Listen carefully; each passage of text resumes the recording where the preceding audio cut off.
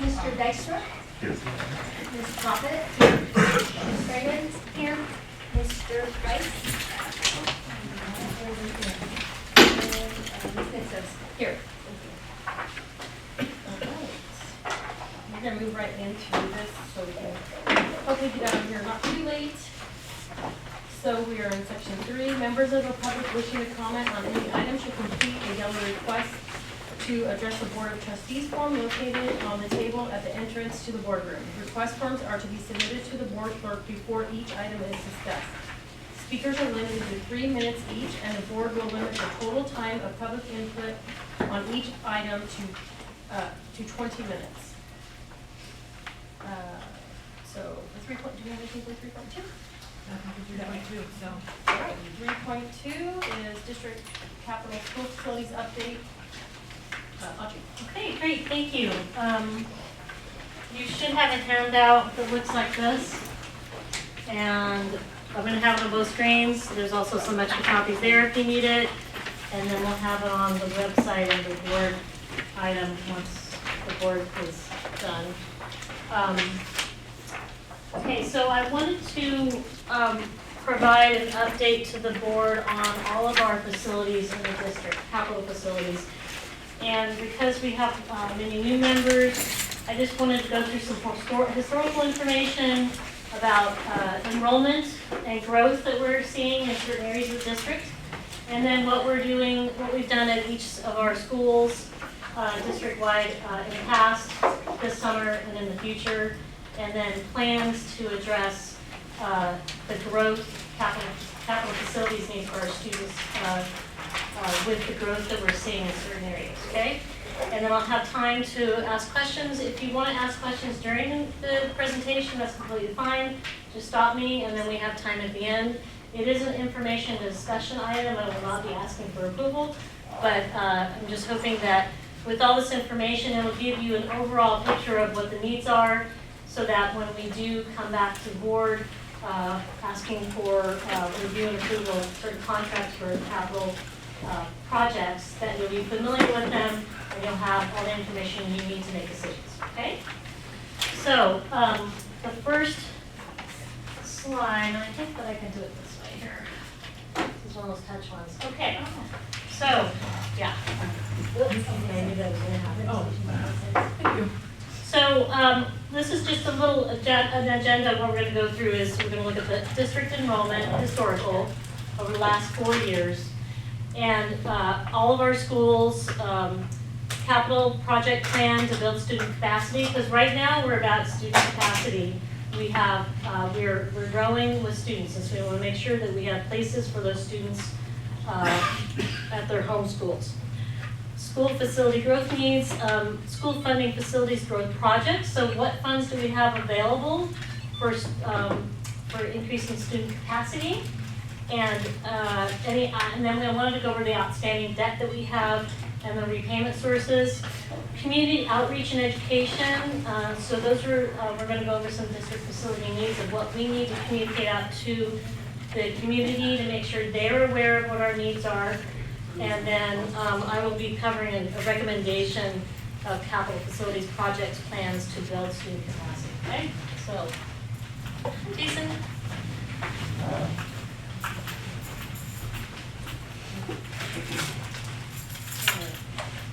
Oh, okay.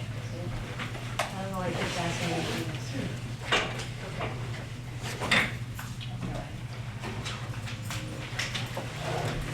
So I've gone over the agenda, and now I'll start going into the detail. And I'm going to trip over this one right now. Hopefully you can all see, okay? I'm standing in front of it. You see that one over there, this one, and I have handouts there if you need it, okay? So I went back to 2019-20, that's pre-COVID. So that's when we had our best base of regular enrollment without any other emergencies going on or anything like that that would affect enrollment and attendance. And then I had historical information by year, so it goes 2019-20, 2021, 21-22, 22-23, which is this year, and then next year's projected enrollment. So based on the movement of kids from elementaries to middle and middle to high school, we projected enrollment at those schools. The reason I put in October is that every year in October, we report to the state what our enrollment is, and that we refer to as CalPADS. It's a state reporting software that every district in California reports to, so that you can go on the website and see what they call it CalPADS enrollment is. That's the base of what they're gonna, what they will be providing funding on. So our LCFF our funding, our ADA funding is built off of our enrollment and ADA that we have as of enrollment as a CalPAD state, and then ADA as of our P2 attendance reporting. So it's a date in the year that everybody has. So we want to make sure that it's common date. So you can see that, hopefully everybody can see this, I'm standing in front of it, that at elementary schools over the last 4 years, and going into next year, we're projected to increase, we have increased by 140 students. So that's all K-5 schools, or TK-5 schools. Middle schools, we're relatively flat. High schools, we've increased by 332 students. So of the 2 high schools that we have. And then our alternative schools, which would be Phoenix High School, Phoenix Attenuation High School, and our Atlas program, we are increasing 37 students. Overall, in the last 4 years, we've increased by 505 students. That's about 7% increase. So that's a larger increase than we normally project, is 1%. We have seen, by building our schools, our new schools, and increasing our capacity, we're having many of our students come back to our district schools. And also we have building development in certain areas that's also generating students to attend our schools. Okay?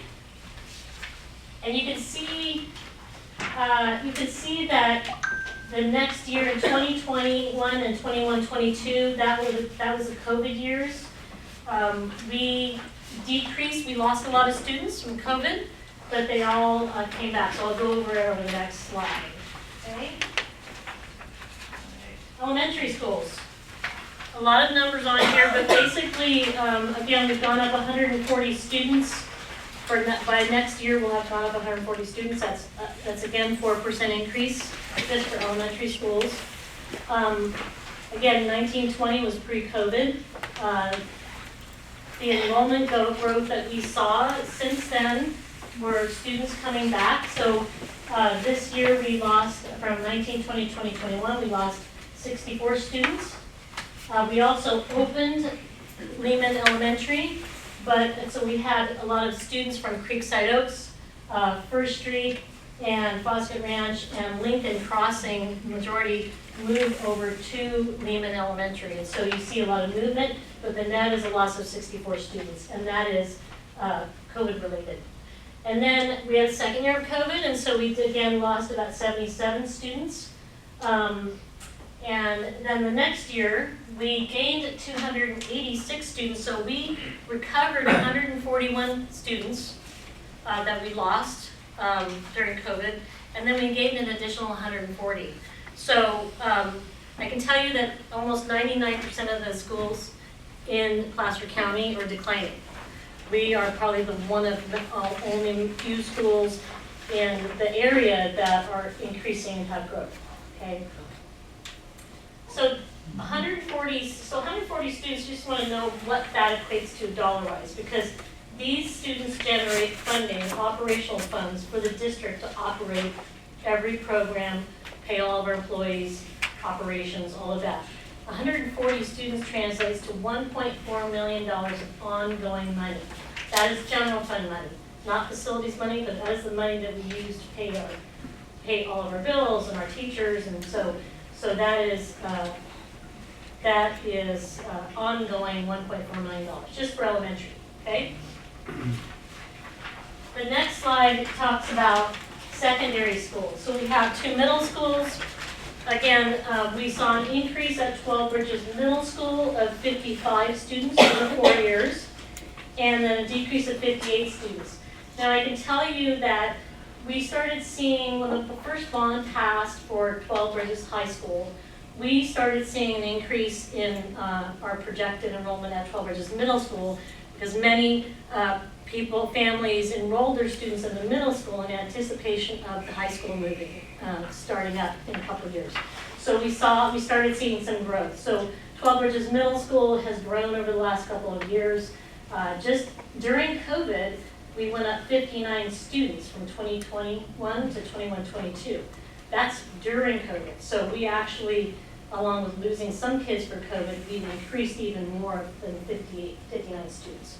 Then we increased them to 32 students from last year to this year, and then we're basically going to be sort of flat next year with 885 students at 12 Bridges Middle School, 810 students at Glen Edwards Middle School. The high schools is where you're going to see most of the significant growth. We opened in with two grades in 21-22 with 566 kids at 12 Bridges Middle School. High school, sorry, thank you. We had anticipated that we call them ghost kids, but really it's students that are in our boundaries but are going to other school districts, schools, Lincoln High School, for instance. And we anticipated that we would have about 150 of those students return when we opened up 12 Bridges High School. Well, what happened was all positive news, is in addition to the 150, we actually received another, we were increased by 365 students we increased another 95 students the next year. So we got, instead of 150, we got about 250 of our students that we didn't know, that we knew they were living in the area, we didn't know who they were, but once we opened up a high school in their boundary home school, they enrolled to 12 Bridges High School.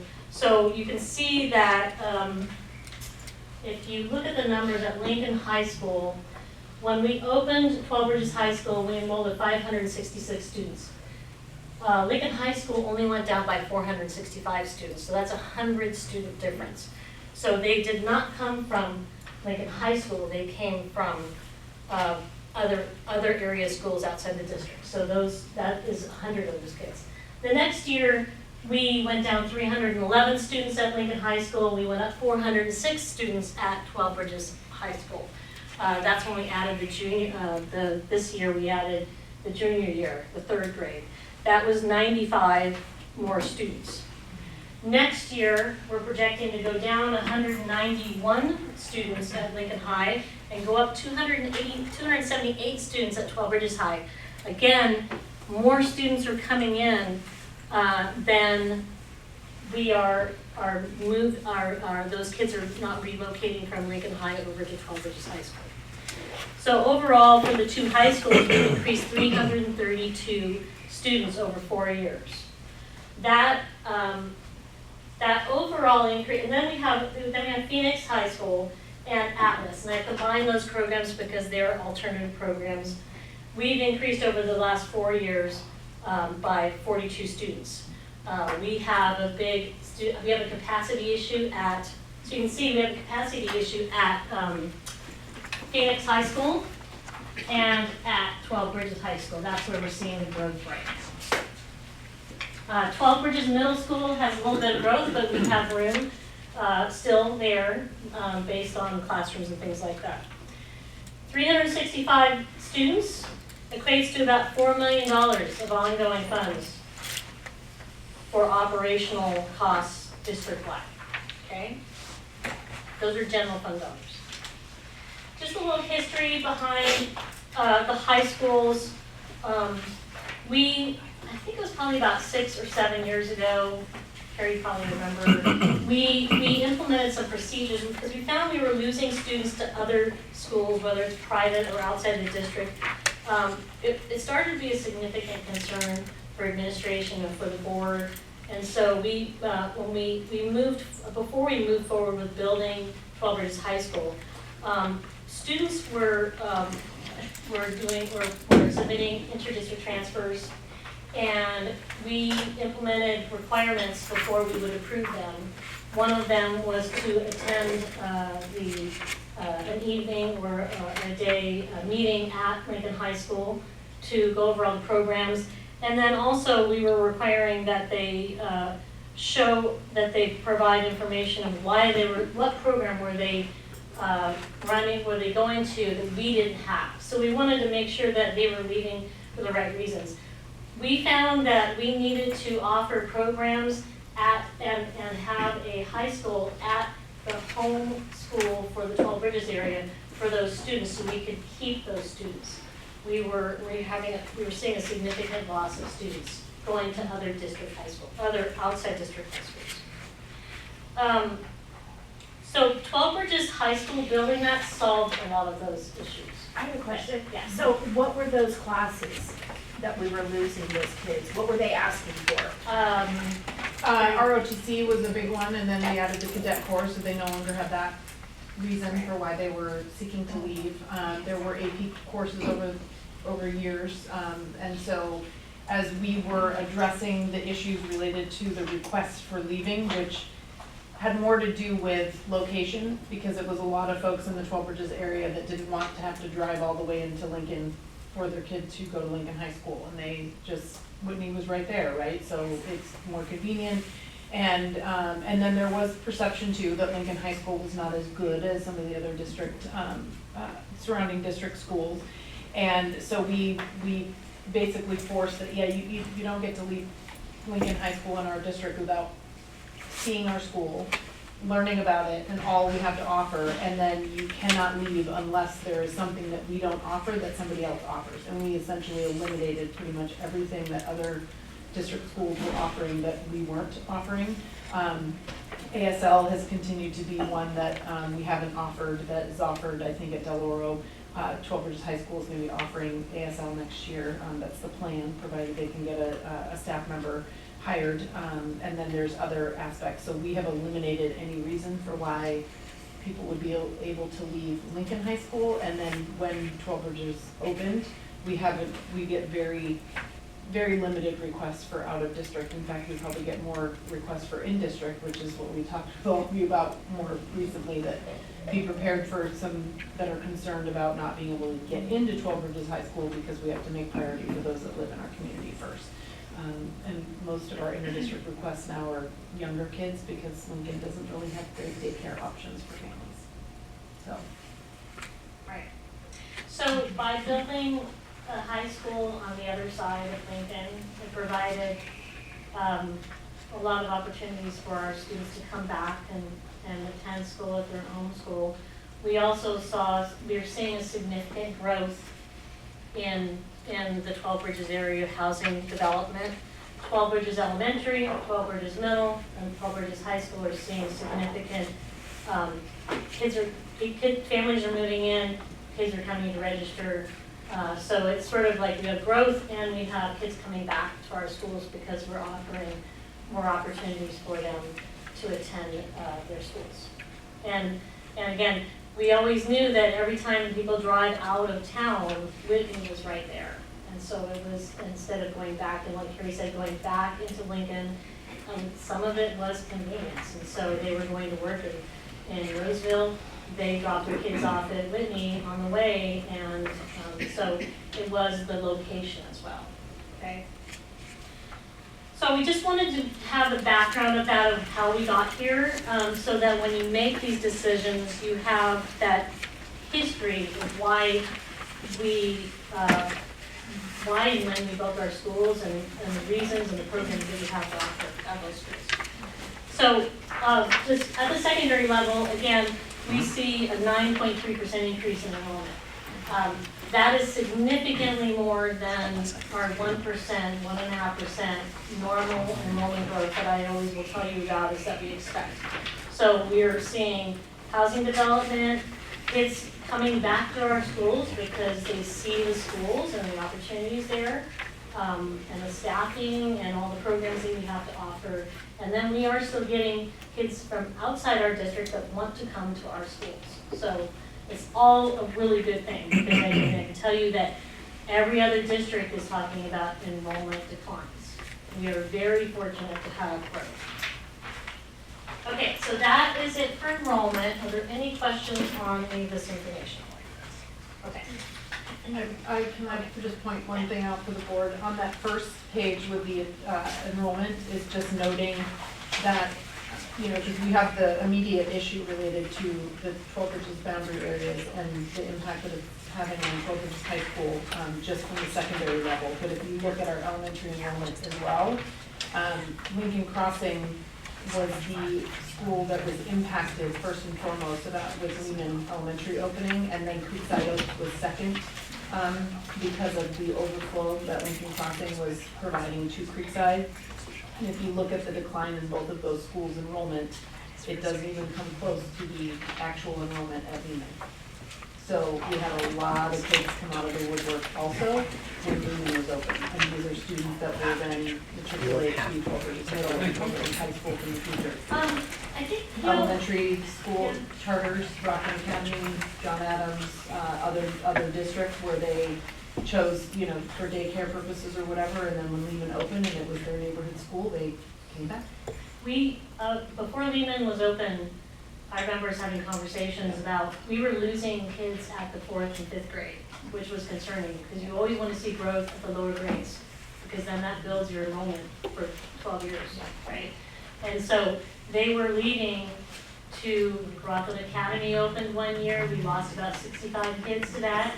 Half of those came back the next year because they were commitments that weren't made, and they felt it was better to come back to our schools. And so we gained some of those kids back, but as soon as we opened up Lehman, we opened full.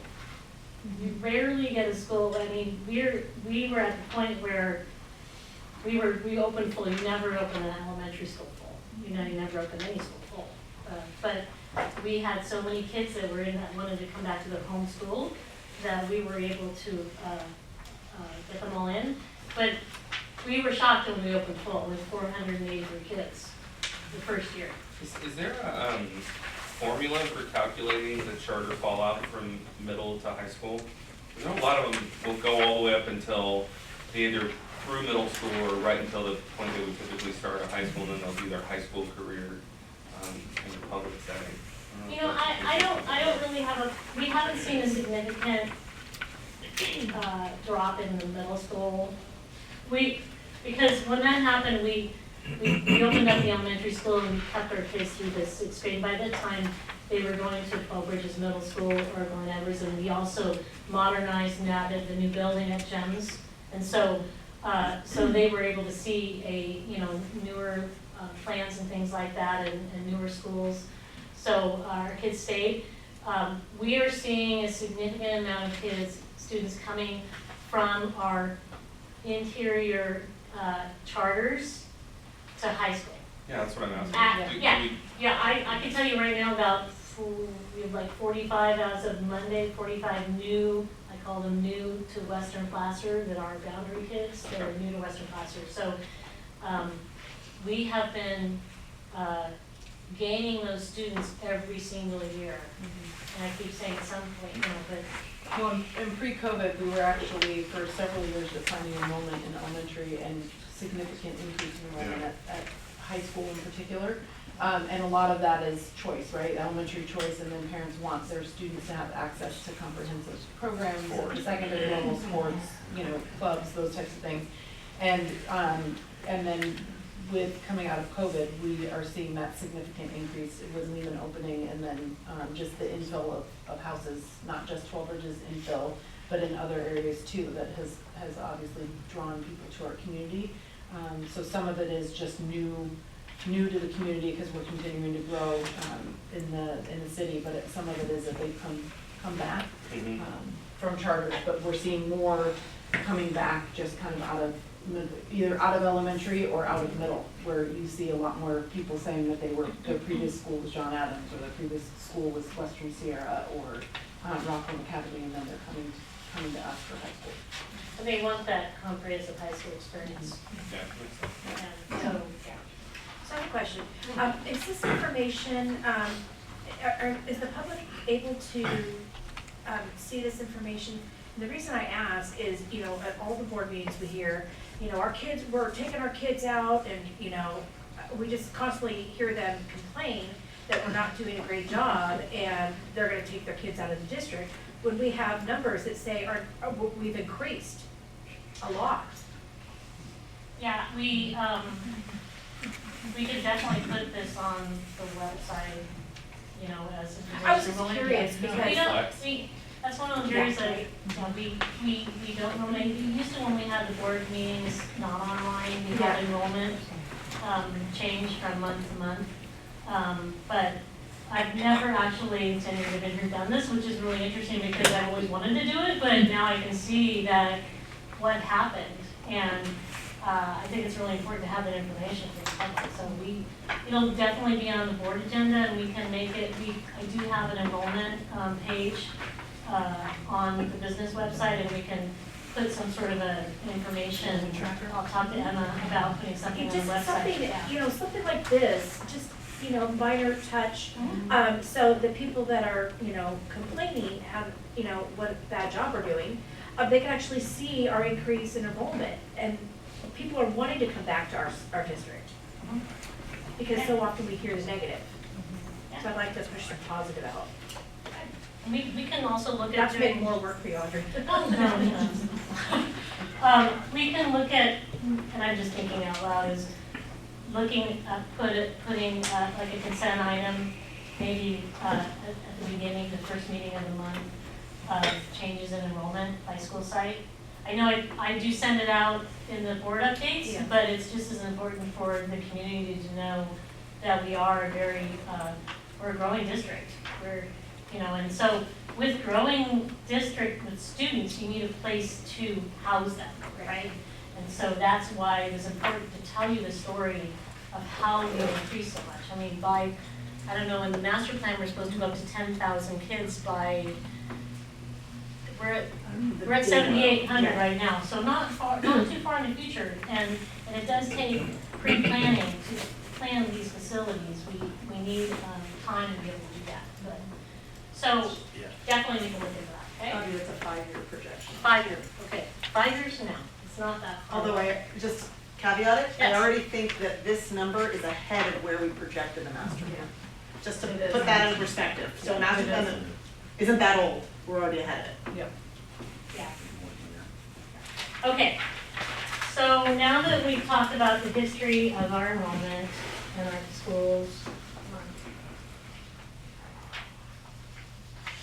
Okay, so what I wanted to do is, and this is one of those things that we really don't advertise, we just do it and hope people see it, of all the things we do around the school. We have our maintenance and operations department, our facilities department, and our schools. Doing a lot of things that are increasing the value of our programs in our schools, but we're not really advertising it. And so I wanted to have a display of all the things that we've done in the past years, what we're currently doing this summer, and what we plan to do in the future. And I just felt it important that the board see that you don't get out to the schools that often, and so you're not going to see those things, and you're not aware of it. We wanted to make sure that you were aware of all of the things that we've been working on to try and address some of the needs out of the schools.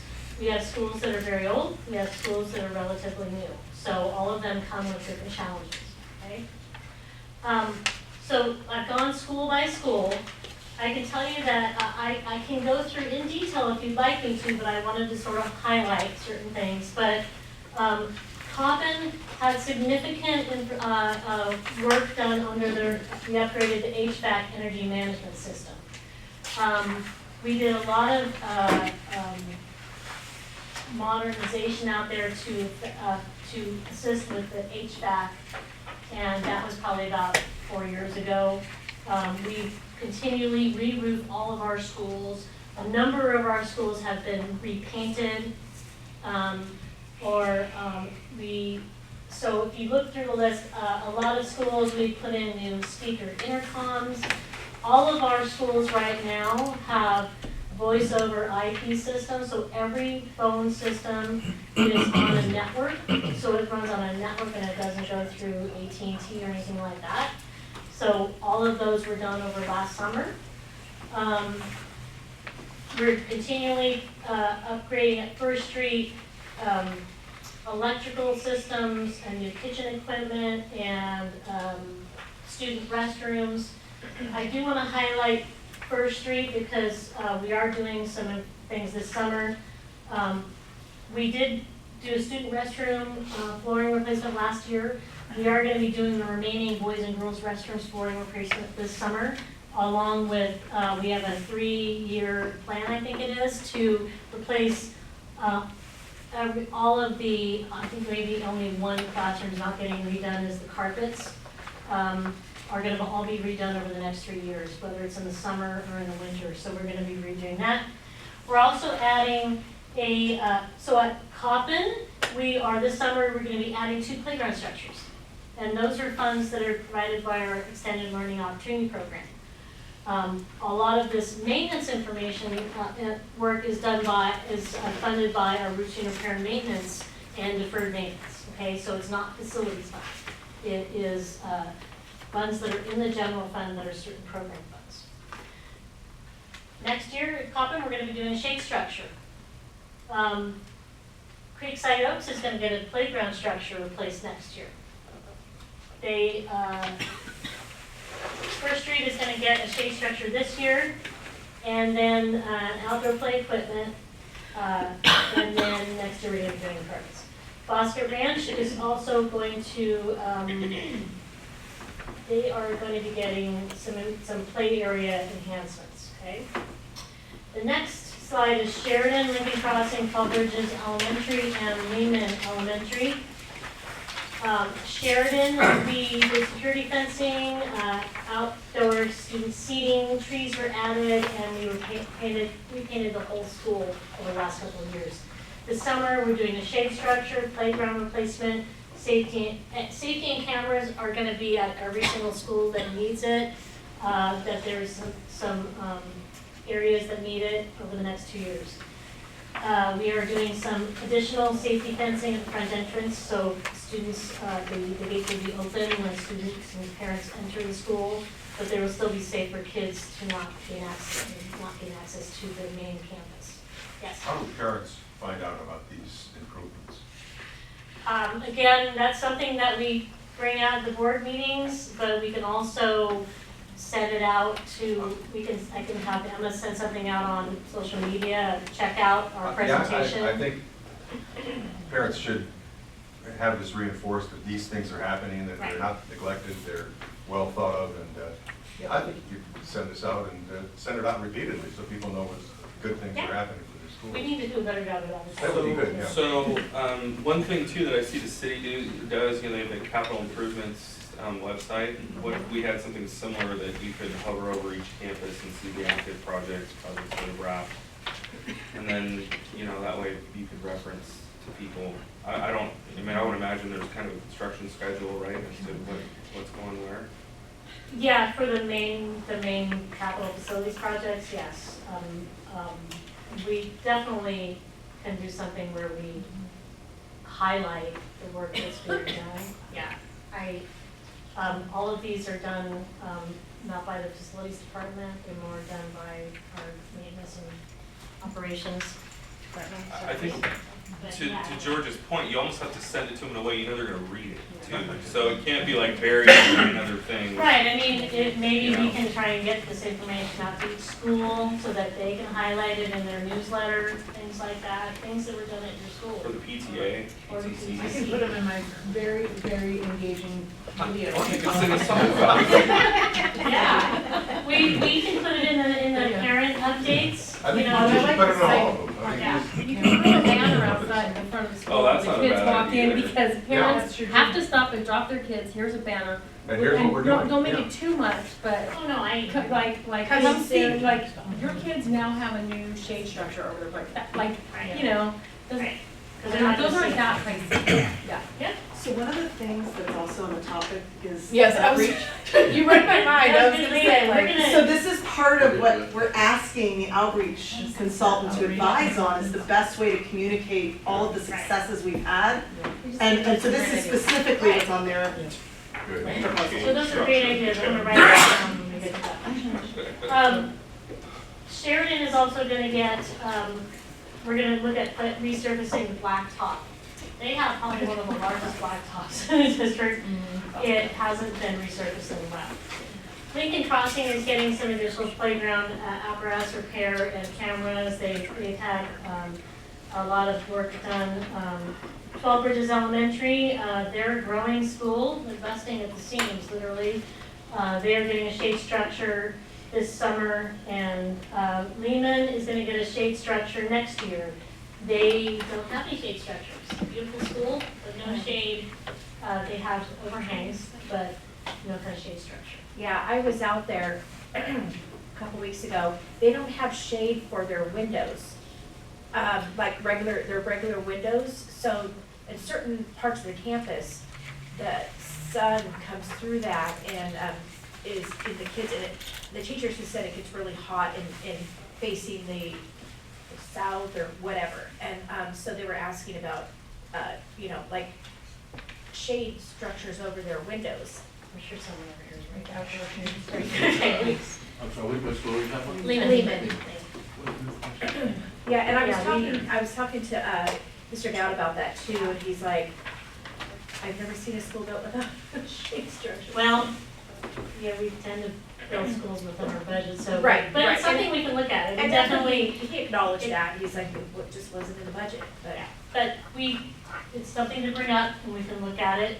And I don't know if the windows are shaded too, but I They know are. it does, it can get hot, Yeah.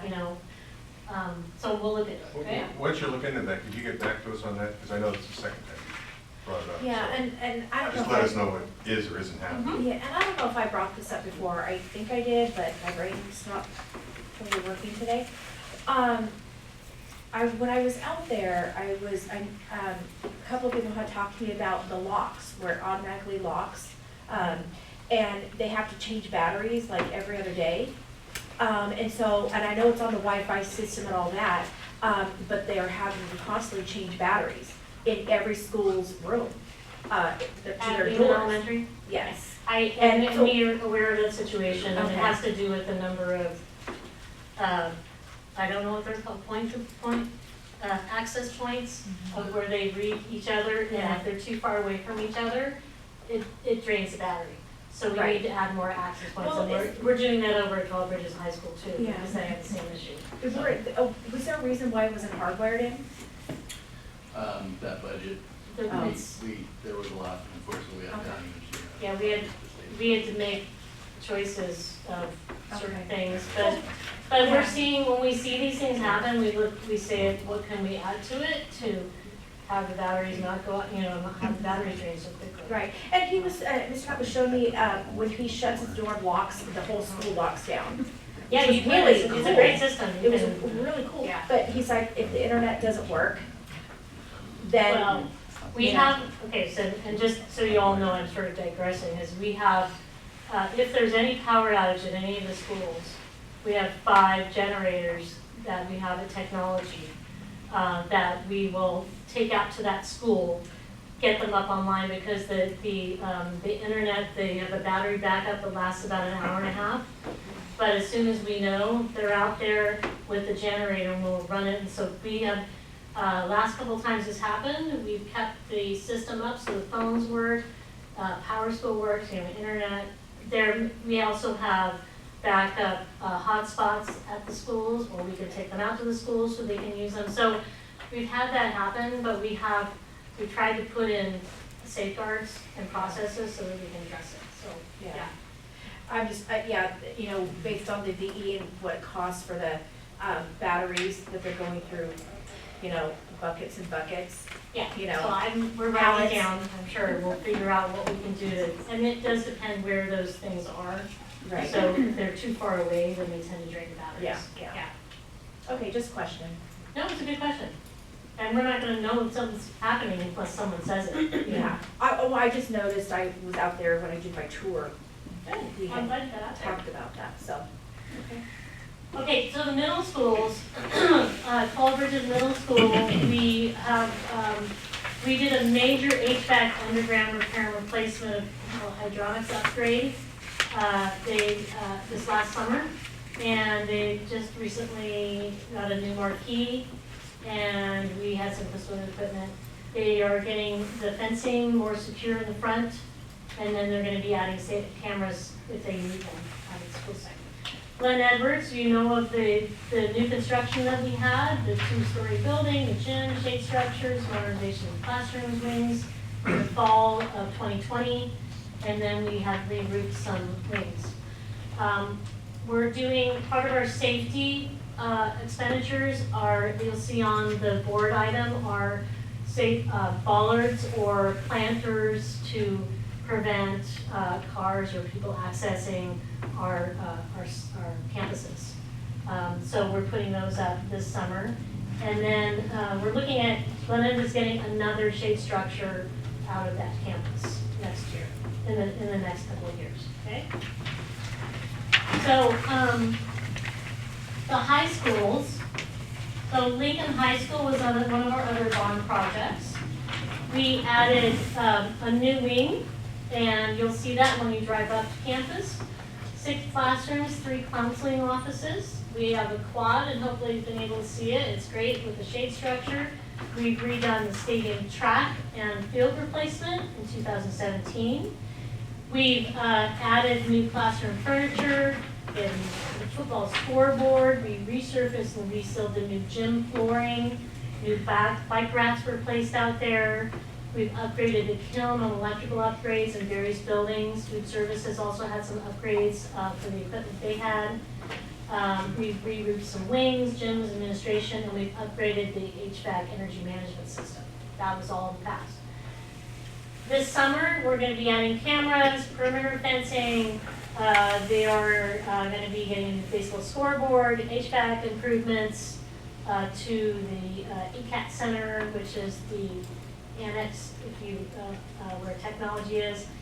A new alarm intrusion system, re-roofing the music room, resealing some buildings, and then we have the Hall of Fame rotunda wall covering in the new gym. So hopefully when that's put in, we'll have something announcing and you can go by and take a look at it. So, and then once we remove the portables that are on the student parking lot, we're gonna resurface the whole parking lot because we're waiting until that's free and clear to do that. Okay? Question. Yes. I know, Mike, when you gave me that tour of some of the projects that we were looking at in Lincoln High, we had went in the, is it ceramics building, and that's where the kiln was, and Yeah. the electrical you Yeah. had said wasn't up to par to be able to use these kilns to the best of, you know, Yeah, their that ability. was, Was that what we were talking about? Some of it, yeah, yeah. Okay. So that was the former music room.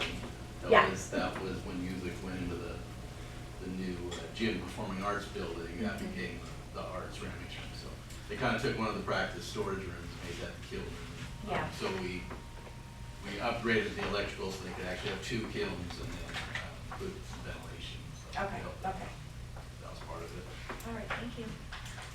Okay, 12 Bridges High School, obviously we built a new high school over there. The phase, it was phase 1, okay, so it wasn't fully built. Then this summer, the plans are to move 8 portable classrooms over from Lincoln High to 12 Bridges High School to the spot where we were to have the 2-story building. And I'll show you a picture of that.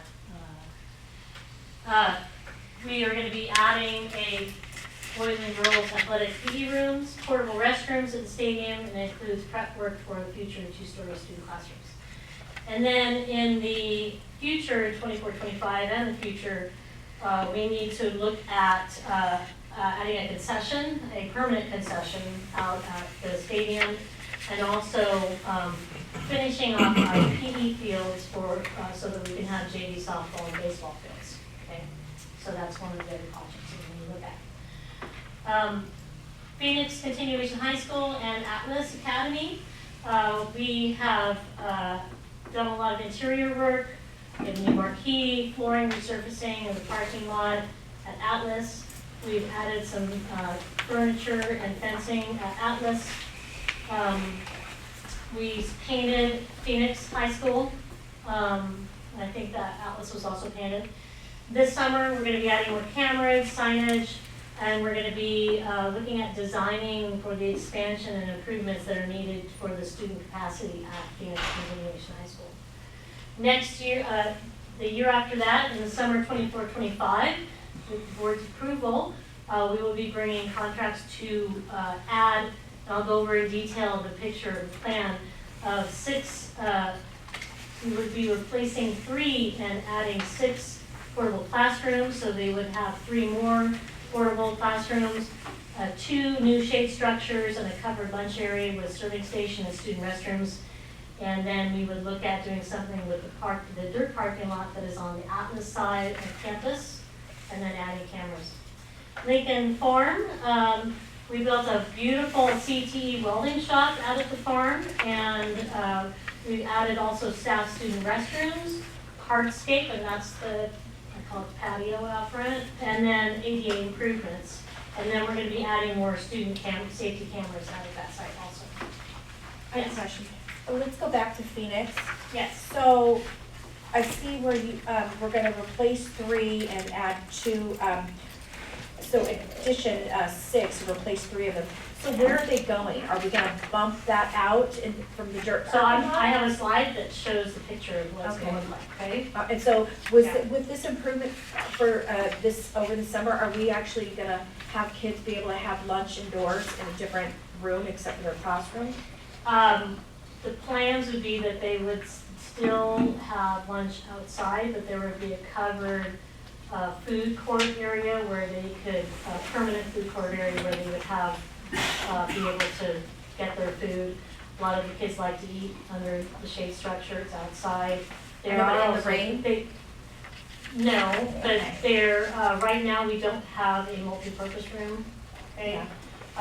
But the goal is to house the capacity for the students. So we do have that in the master plan, and we can go over that as far as the master plan for Phoenix Continuation High School, but these are to serve the increased capacity of students that they need room for to house all of our students that are on the waiting list to get into Continuation High School.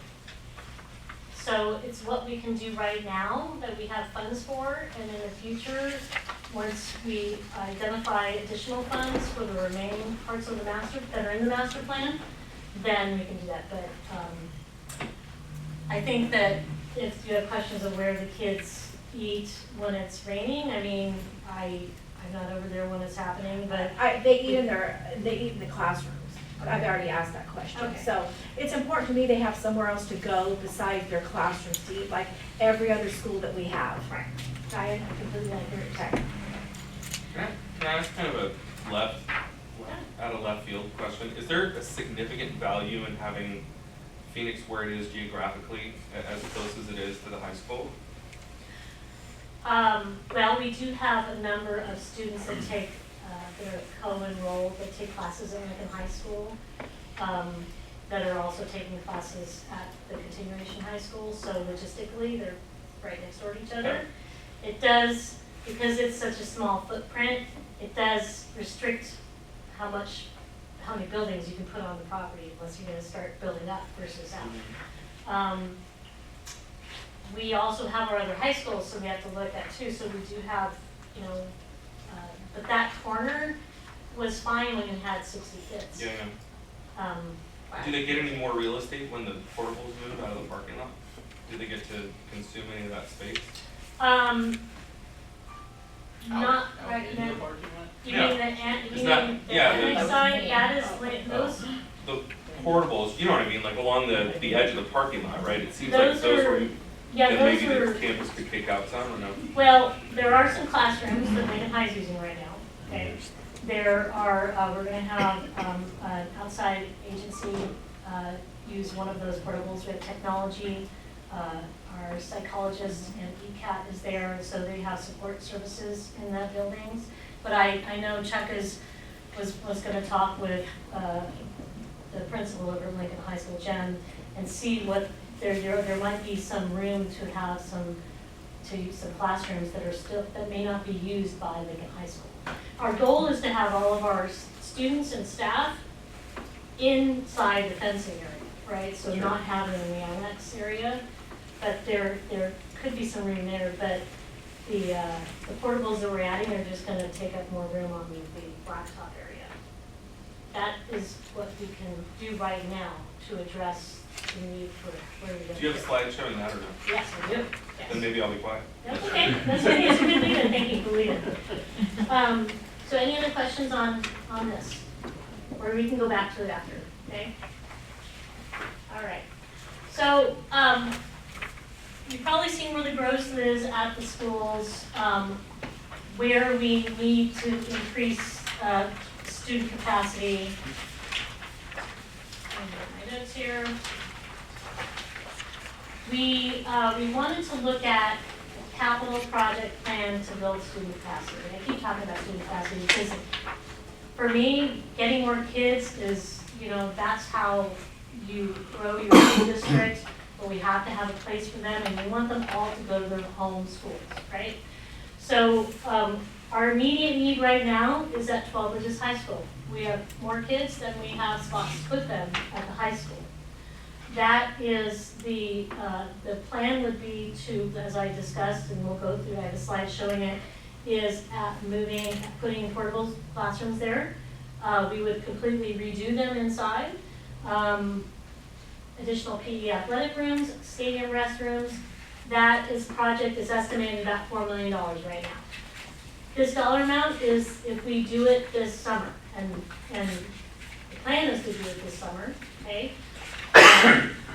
So that is the true cost right now, it's estimated. And I know that Mike is looking at getting bids and things like that for that. Mike always says the longer you wait, the cheaper it gets. Yeah, I was gonna say that, but that's not right. He would go with That would be incorrect. So the longer you get out the time, the more they call it escalation. That means prices increase, right? So this is pretty accurate, $4 million, right? This next school year, what we would like to do is to start planning for Phoenix Continuation High School, increasing capacity there, and look at planning for the PE fields in the concession and stadium restrooms. That would not be done until later, but we do need time to plan it. We need probably how many months or to do pre-planning till we actually start breaking ground.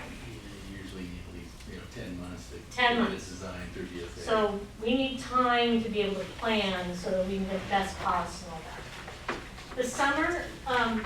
The summer we would look at working on Phoenix. So next summer we would start breaking ground of taking some portables out that are not DSA approved and putting 6 portables in. We would lease them, so it'd be a 5-year lease, but there would be an option to keep them if we needed to, if we didn't have the funds to be able to do permanent structures there, okay? So we would have portables out there. We would also have the shade structures, the outdoor learning facilities, and also we're recently talking with Chuck, and there's a need to add additional student restrooms on that site, okay? So all of that is estimated at $3 million. It's a smaller number than the 4 million. It's the money that we've identified from developer fees, that we can pull on developer fees, because this is growth. It's not bond money, okay, or anything like that, it's growth. So with growth, you can use developer fees. You can't use it for anything else other than growth, okay? The next school year, when we go into 24-25, we would start working on, because we've been planning for the PE fields to be able to have all of our athletics using the fields, concession stadium and restrooms at 12 Bridges High School. That's estimated right now at $18 million. It's probably going to be more, will be more than $18 million because of escalation. But we have identified funds for that project. So the reason that I have these boxes up here is that we have lots of funds that we have from different capital facilities projects that we can use for different types of projects, okay? So, make sure I've gone through everything I need. And I'll go into the uses of the funds again, but right now, what we would propose to use $10.6 million of bond project funds on those schools that had bond projects, okay? So we would do 12 Bridges High School, because that was a bond project, we can use those funds for that. Obviously, $4 million does not take up all the $10 million, so that's why I have it sort of like, we have available funds that we can use for 12 Bridges High School PE fields. And then developer fees would be used for, specifically for Phoenix High School. And then the PE fields at 12 Bridges High School, we would use state reimbursement funds. We would use any bond projects funds that we have remaining. And then we would propose to use $5 million of the COP repayment fund, the reserve, the fund balance. And basically, you can use those funds to finish the school, okay, as far as the fields, okay? That doesn't say that we're gonna do the 2-story building in 12 Bridges High School. That's just the 8 portables, the PE things, and the PE fields. This PE fields are gonna be required, the Department of Education and DSA, Department of State Architects, are expecting us, every time we have a project at that location, they're gonna say, when are you gonna put those PE fields? Because that is part of the curriculum of the school. We have to put those in. We run the risk that if we don't, that they will not approve any future projects. Okay? Question. Yes. So, where did that 10.6 million come from? What schools were? That's a really good question. I have it on the next slide. Oh, Yes. We're It's amazing, so it's amazing to get questions, okay. So I will answer that question, okay, and we'll get to that slide, but yes, I have a question about something you're gonna talk about 3 slides from now. okay. The developer fees you have listed at $3 million, those are based on fees collected on growth at any specific campus, or are those just sort of like the developers have paid X because of fees that have been collected for Y? And the reason I ask is, it would seem as though if 3 million is the number, is that because that's all we were able to collect given this? No, Okay, and then the second part of the question is, wouldn't these improvements to 12 Bridges High still be considered growth? they are, These are But- all those funds. but we would rather use the bond funds because those bond No, I funds get can that. only be used on I get bond that. schools. But it's also growth. The bond But money it is is also growth. BAN, which is CFD. So it is growth tied. There's, when Audrey gets to that next slide, to that slide that goes through it, let's defer that question, because I think she's gonna answer it, because pretty much all of this is growth. It's just different pots of growth money. CFD money is tied to it, and then even the COP repayment fund is from CFD money. So it is still growth restricted. Okay.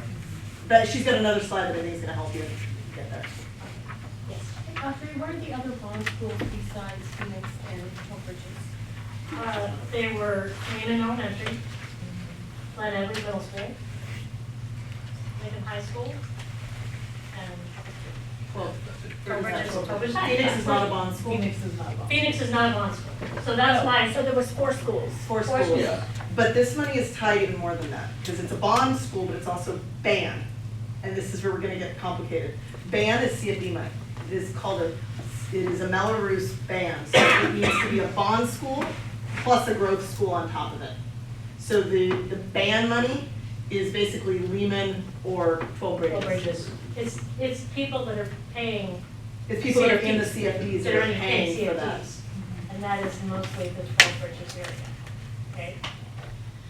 So And that's then, restricted, I'm just trying to get it straight. yeah, So then the band money is restricted to 12 Bridges High School and Lehman. Lehman. Yes, Newman. yeah, it was done, there were any capital, student capacity needs at that school. Got it. So it's 12 Bridges and Wait a minute. Lehman was the band money. Yeah. Okay. It's 3 million because we only need 3 million. I don't want, we have more money in there, but we have additional growth, we have additional needs, capital facility needs at all of our district schools. So when we go to, we have new classrooms we have to set up, all that furniture and everything comes from developer fees funds. Okay, so if we have 12 Bridges Elementary, we need more furniture or anything like that, that comes from that fund. So we do have some growth at other schools, but for projects, developer fees would be the best source for Phoenix High School. Okay? So, And I would make one little, it's not all we need, because obviously what we Well- could do to Phoenix is. Well, it's is what we can afford. significantly right more now. than this. However, and Jason, you had asked the question before, does it make sense for Phoenix to be where they're currently at, right? I think that there's some long-term conversation as part of the facilities master plan about whether or not Phoenix makes the most sense to be housed where they're at. So there is that aspect of, we need to address an immediate need, and we can meet that immediate need based on their growth and capacity issues, using 3 million in developer fees while we plan for what is the long term, and some of that will be part of this education aspect and working with consultants to help really educate and identify the needs and things that the community needs to know more about and what they see as the greatest needs, so that that can help inform any future decisions that we might be making. so what was the money left over on each of those 4 schools? I'm gonna, Do you have we that? could, We're gonna go over that? if I could go over the projects first, Okay. and then we can go through, we're gonna go through the debt, things like that, then you definitely can come back and get that detail, Okay. okay? So this is just the overall, what we need to do within the next 24 months for our schools that have growth.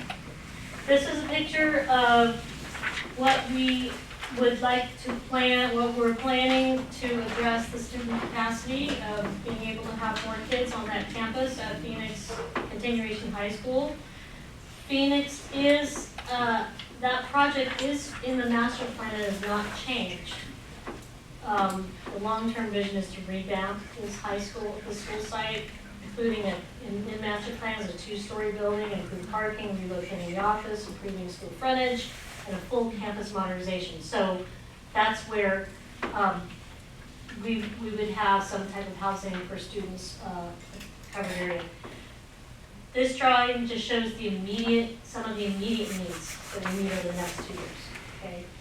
To be able to house our students, have them have the opportunity to attend the continuation high school. We really don't want to have a waiting list for our kids to get into continuation high school. Sort of defeats the purpose of them getting the units to be able to graduate, right? So, Chuck is so popular. I know, he's very popular, I know. So this is what we can afford to complete to accommodate the growth right now. These again would be leased, so they are temporary, okay? So the long-range plan would be to build permanent structures, but right now what we can do is a temporary measure to house kids. The 2 green areas are shade structures. This is a large shade structure where the gazebo is right now. So this would be a permanent shade structure and would allow a lot more room for their huddles, okay? This area right here has some overhang shade, some overhang area, but we would completely cover it, and underneath we would purchase, what do we call that? A bistro box. That's cool. Bistro box. It would have the Phoenix design. It has a roll down door that you can store. All of these would be refrigerated, so we could house food in there and drinks. The students could come up, get their food, and then right now we have our EV, I think it's the e-card that we're using, or temporary measures. So we think that this would really improve the access. It's not everything, but it's something that we can do right now to provide that for the kids. The other thing, so here's the 3 classrooms right now that we need to remove to be able to do this project. We would add 3 more here. So we would have 6 new portables here, okay? There's still 1 portable that would remain. I'm not sure what's in there right now, but Tracy Gruber, that would stay, that would stay. And then on the end, after talking with Chuck, because of there's 1 area for student restrooms right here, we would have another one on the end here for student restrooms. So we'd have additional restrooms for the kids, okay?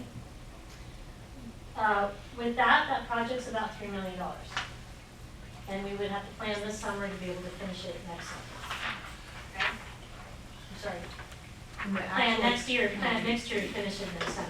And the actual plan will look much better than. Yes, Oh, by no means have we rectangles. designed anything. This is not designed, Boxes on a This is- paper. it's just Yes. putting colors and dots on a picture. This is my okay? drawing. Yeah. This is a lot better than I can do, but it just sort of gives you an overview of what's gonna happen on campus. We would still have the classrooms here. This is Atlas right here. These are additional classrooms. The office is here. There's additional classrooms here and the restrooms, okay? Just really interesting. And that dirt parking lot is behind Atlas. That is the parking lot Yeah. back, well, it's dirt parking lot, yeah. Yeah. It's- Yeah. So we have fencing and everything. Okay, so then when you're talking about, Jason, I call it the annex, all these portables right here are support services, and then at the end, there are current classrooms being used, but, So the annex stays, it's just the portables along the field side of Lincoln's Park. there's They're 3 developed. portables along there that could be used for various things. The goal is to get all of our staff. But the in line. footprint can't really grow. No, it's unfortunate, all you can do is grow up, not Yeah. out. You know, there's only so much room on this campus. Except for the daycare, Yes, and because there's that. that is another spot. That's another conversation. That's another. But we're looking at it, okay? We're looking at all possible things that we can do. What does 3 classrooms add in terms of student capacity? Is it 60? About 60. Based on current load. 60, yeah, 60. And what's on the waiting 20, list? so 25 each classroom? Or maybe 75? 2 more classrooms, you get about 25, because each classroom's about 75. They can go up to, yeah. Yeah. Is there currently a waiting list? Yes. Yes. How deep is that list? Yeah. 25 for Phoenix and about 25 for Atlas too. And that's just on the wait list, but there's many more students who have been identified as probably needing to go to, but so that's an optional program, we can't. So this isn't require buying it. us much time. No. No, it's the next 2 years. Super pressing things. Yeah. That's what we can do to, yeah, it's a Band-Aid. But, and again, you know, we have this in the master plan as a fully developed 2-story, a Yeah. lot more capacity, right? Is it the best spot? You have 2 high schools, I don't know, that's a conversation for later, but right now, what we need to do is address the immediate need, okay? So that's the one project at Phoenix Continuation High School. What I do will we say need to too, do? that the actual building, the facility itself, I mean, I think well-done facilities inspire effort and pride. I think it's a point of pride to have a campus that looks nice. Yeah. we do. Especially the challenges that they already have to begin with. Yeah, In my prior district, I saw a new continuation high school built with a culinary program. It was amazing. yeah. That's- So that's one of my dreams, but, you know, A lot you of have to be able to pay for it too. folks that learn through alternative means end up being your business leaders, your entrepreneurs, your inventors. They just can't fit into kind of a traditional box, and I just don't wanna, I think we could be doing a better job of beautifying that campus and sort of bringing a sense of pride. You know, I think it's been created there, but not necessarily because of the space. We definitely have more to do. Just, it's just that we can't do everything now. No, I get it. But definitely, it's one of those schools that is in need. So Okay, so the next school that we have the more immediate need is this summer, for next school year, is at Trowbridge's High School. And we would move the 8 portables that we own that are on the parking lot right now and the restroom, over to Trowbridge's High School. The 8 portables would go here. This is where the 2-story is supposed to be built, and that's in phase 2 or 3? 3 of the project, okay? And that's in the master plan. And those would be put in place. We would revamp the interiors for classrooms. I think there might be some science classrooms in there also. And then on the other side of campus, in this area right here that we have planned as a second gym, we would move 2, how many double wides? Triple wide and quadruple wide, they're former science classrooms. Science classrooms. They are now currently housed at the farm. They would be moved over, they would be moved over to the site, and we would drop them here, and they would house PE lockers and for girls and boys. So that would address the need for the PE programs, because there's no room for busting the seams for that too. I have a question. Yeah. Now, when I took a tour of Trowbridge's a couple weeks ago, and Heather and I, we walked that area and walked over where the locker rooms and everything, and that's our Trowbridge's High School sign is right there, and we're afraid that on the side of the building. Yeah, it's on the faces side of freeway. the gym, right? Yeah, and that's a pride thing. Is there a way that we can move that up above the portables? I mean, have we I talked already about? above. It's already above it. I don't think that it would be obstructed by putting Someday the plan is if we were to build the auxiliary gym there, those would move to the outside. Okay. Yeah. So I just want to make sure our sign is shown off. Oh, because definitely. We want to, yeah. I look at it every day. I know. Yeah. This would not, putting this here would not obstruct the sign. Okay. Okay. So, and then the restrooms that we have in the parking lot in Lincoln High, those would come over here. There's everything stubbed. We could put them in. We would also, this is on the visitor side, but the sewer and everything we need is right here, okay? So we talked with the Trowbridge High School staff and the school teachers about placing it here. On the other side, we would have additional restrooms available for the home team, okay, similar to what we have now. But, so we would have two restrooms, home and visitor. The intent is when we do the PE fields, that we would do a permanent restroom and concession structures on the home side, okay? So that's in the next phase of the work in 24, 25, okay? So I'm just sort of moving forward on that. So the reason it's placed over here is it's a lot less cost. We would have to basically get a huge crane, move it over here, put a lot more money into putting it over here versus right here. Students can still use it when they're during school. And then we would also have restrooms over here, okay? So we would still need to complete plan phase 2 and 3 on the site. So this is just, I mean, we have a 2-story, other things that would be needed, a second gym. But right now, this would address their immediate need for housing for students and staff. And I know Lincoln High, the construction group they're building a ticket. Yeah. And I thought that was really cool Yeah. about bringing those two schools together. So Yeah. that was really cool. It's down, I saw a picture of it. Oh, really? So I asked, I'm like, are you able to build like a concession stand? I'm like, no, that's gotta be DSA approved. Yeah, I am looking into something that temporarily we could have that would be mobile. Like, I'm just thinking here, like, that you see at fairs, that we could look at offering to put out there as a concession area that would have, separate counters for visitor and home, and but it would be mobile.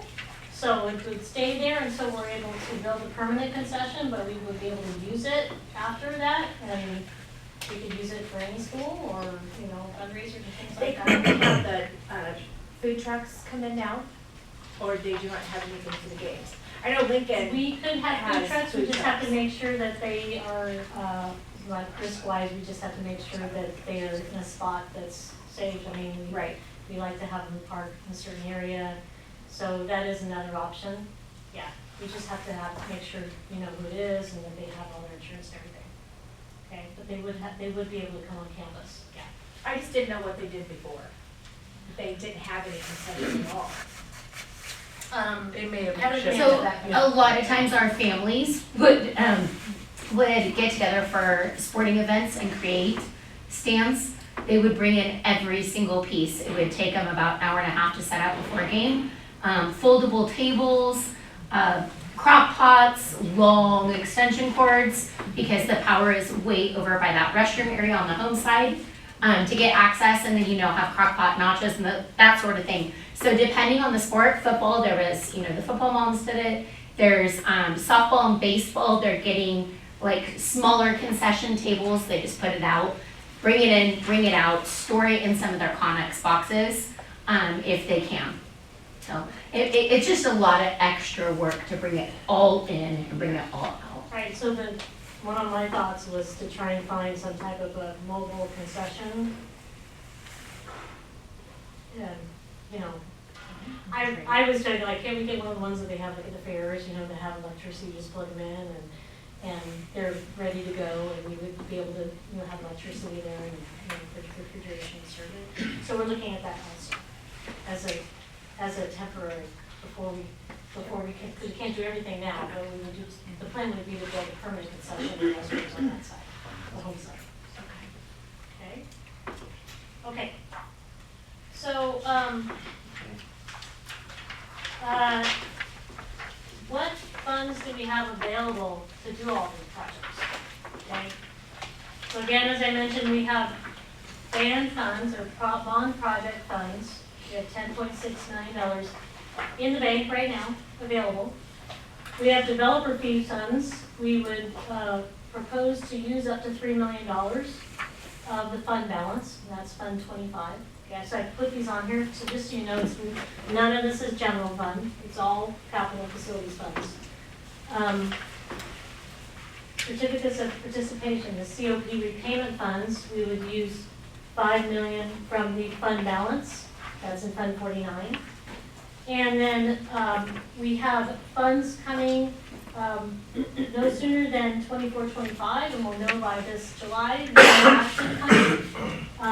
Our state reimbursement funds of $7.4 million that we've submitted to the state and are expecting to be paid. We would have that available after we paid off the state bridge loan paid in full. So that's what's left after we paid off our debt. Okay, that was that bridge loan that we needed to have to build the schools. We would pay the loan off and we have 7.4 left. When will that be paid When we receive the funds, Part of it's gonna be paid off this fiscal, 13 million will be paid off this fiscal year. And the remainder will be paid off when the state money comes in, which we're anticipating will be a combination of next school year and 24-25 school year. And can you depend on the state to do that? The state the money will come, it's a question of when. When, yeah. But the big chunk of money for the reimbursement for 12 Bridges High, we're gonna find out for sure basically this summer. But it looks like we should be getting it in the fall of 2023. Okay, good. So we had some cushion in the band repayment because it's not a matter of if but when. Yeah. And so we did have some cushion just in case it came late. That's good. so that totals just $26 million of available funds. Obviously, we always want to use the cash we have first to do all projects. By the time we get to the PE, to 12 Bridges High, the PE fields and the concession, we will have received these funds, okay? So it's a timing issue with cash flow, okay? So remember that 26 million So the number. bond, I'm sorry, I don't know if this is what I asked, the $10.6 million bond, what was left over out of Lehman, GEMS, LHS, and 12 Bridges? It was, so this is the ban/bond intersection. So let me give you some background on that. So when the bond money wasn't enough to finish the schools, and specifically 12 bridges. So we issued a bond anticipation note from our CFDs. I know I'm using these acronyms, Community Facilities District. So that's those taxing districts. So we advance funded special tax revenue to finish the schools, and it was to finish 12 Bridges High School. So it's 12 Bridges High School where we saw some savings. And I say some because the whole 10.6 is not just from savings of 12 bridges. It's about $6.5 million. About $6.5 million of that is savings from 12 bridges. The other combination was we had a contingency when we issued the bond anticipation note because we didn't want to go back and borrow again. We had to size it, not being done with the project yet in a time of aggressive cost escalation. So we oversized the bond anticipation note. And then the other piece of that is interest earnings from the GO bonds and the band proceeds. So the 4 million is a combination of the contingency on the band and interest earnings. So 6.5 million is savings, and the remaining 4 million is the contingency on the band and interest earnings for the entire bond program. So From 2014. So that was Lehman, GEMS, and LHS was the remaining, Correct. because 6.5 came out of the 10.6 Correct. out of the savings. Correct. So there was nothing saved or anything on these other schools? No, we actually. Lincoln High for School Lincoln High actually School, ended up being Lincoln more. High was Yeah. over and paid into the 12 bridges budget, and we must have spent the entire Measure N. So Lehman and Jim had a little bit, but the majority of it was the high school. So in high school, we spent more than was budgeted, Lincoln High School. So we ate into the other schools, well, specifically 12 Bridges High School We had to funds reduce. to finish up Lincoln High School. So there was no savings from Lincoln High School, minimal savings from GEMS and Lehman. And the main savings was from 12 Bridges High School. We had a lot of unknowns because we were digging into property that we had developed a long time ago of underground work years and years ago. We weren't sure, so we had a lot of contingencies in there. And also we had, we had probably more than we needed, but we wanted to make sure, we always want to make sure that we're not underestimating what we need. Because we don't want to have to come back and ask for more. Okay? So, does that make sense? Yeah, So, yeah. and then we also earn interest because we don't use all the bond money when we get it. We earn interest on that, and then we oversized our loan to make sure we had enough cash flow. Okay. So someone asked a while back, what kind of debt do we have? And so it looks a little ominous, but we have really good repayment plans for this. Okay.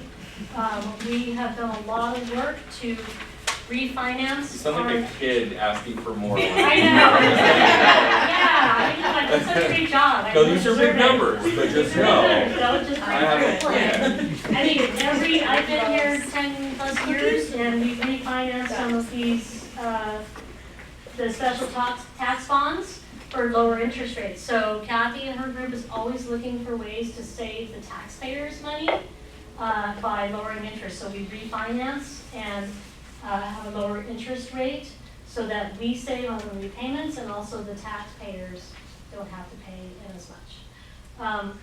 The special tax bonds that are in called the Belarus Fund, we have about $8.7 million that's still owed on that. The annual debt payment is $586,000. That is as of June 30th. So when you saw the audit report, you saw all that on the information. Our bond anticipation notes, it was referred to as a BAN. We have $53.5 million. That is like a cash flow loan, okay? There is no principal payment due right now. It's just interest only, and because we oversized our loan, we're able to use those funds to pay the interest. So there really is no out of pocket right now. Does that make sense? It took me a while to understand it, but basically we borrowed more than, we over borrowed, and so we're using those funds to pay the interest. We didn't have a funding source to pay for that. It wasn't that we could have. At the time, we thought we had zero. Right. So that was our only choice. So that's what we're doing. So if the state money though comes in later, which is an important question, we can use some of the state reimbursement we've already received to make payments until we do receive the state money, and that was part of the plan that was approved by the board at the time, was that state bond reimbursement could fund any payments on these bands if we needed to buy us some more time. So when we get the refund or payback from the state, are we planning on paying any of this 53 Yes. million? Yeah. Oh, yes. Fully I paid mean, off. I'm like, No, we Oh, will we fully plan the pay whole off. thing. Fully That is paid gonna be off. Fully paid off. completely paying that off, Okay. before you have any money left over on the end. Right, so You fully- have to pay that off. okay, by good. fully paying it off, You have to pay that off. by fully paying it off, we still have $7.4 million Correct. left from reimbursements. We're paying off the 53 million? Yes, Only- in its entirety. Once we get the reimbursements in, we start paying it off. And we don't have, that is not something we have a choice on. That is something, those are 5-year terms.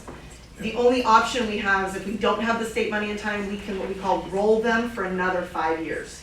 Those are not 30-year loans. Those are short term. So Yeah, especially that, with paying that was all, Yeah, those are paid off. and the previous board, they all knew that, made the decision that we needed to build the schools.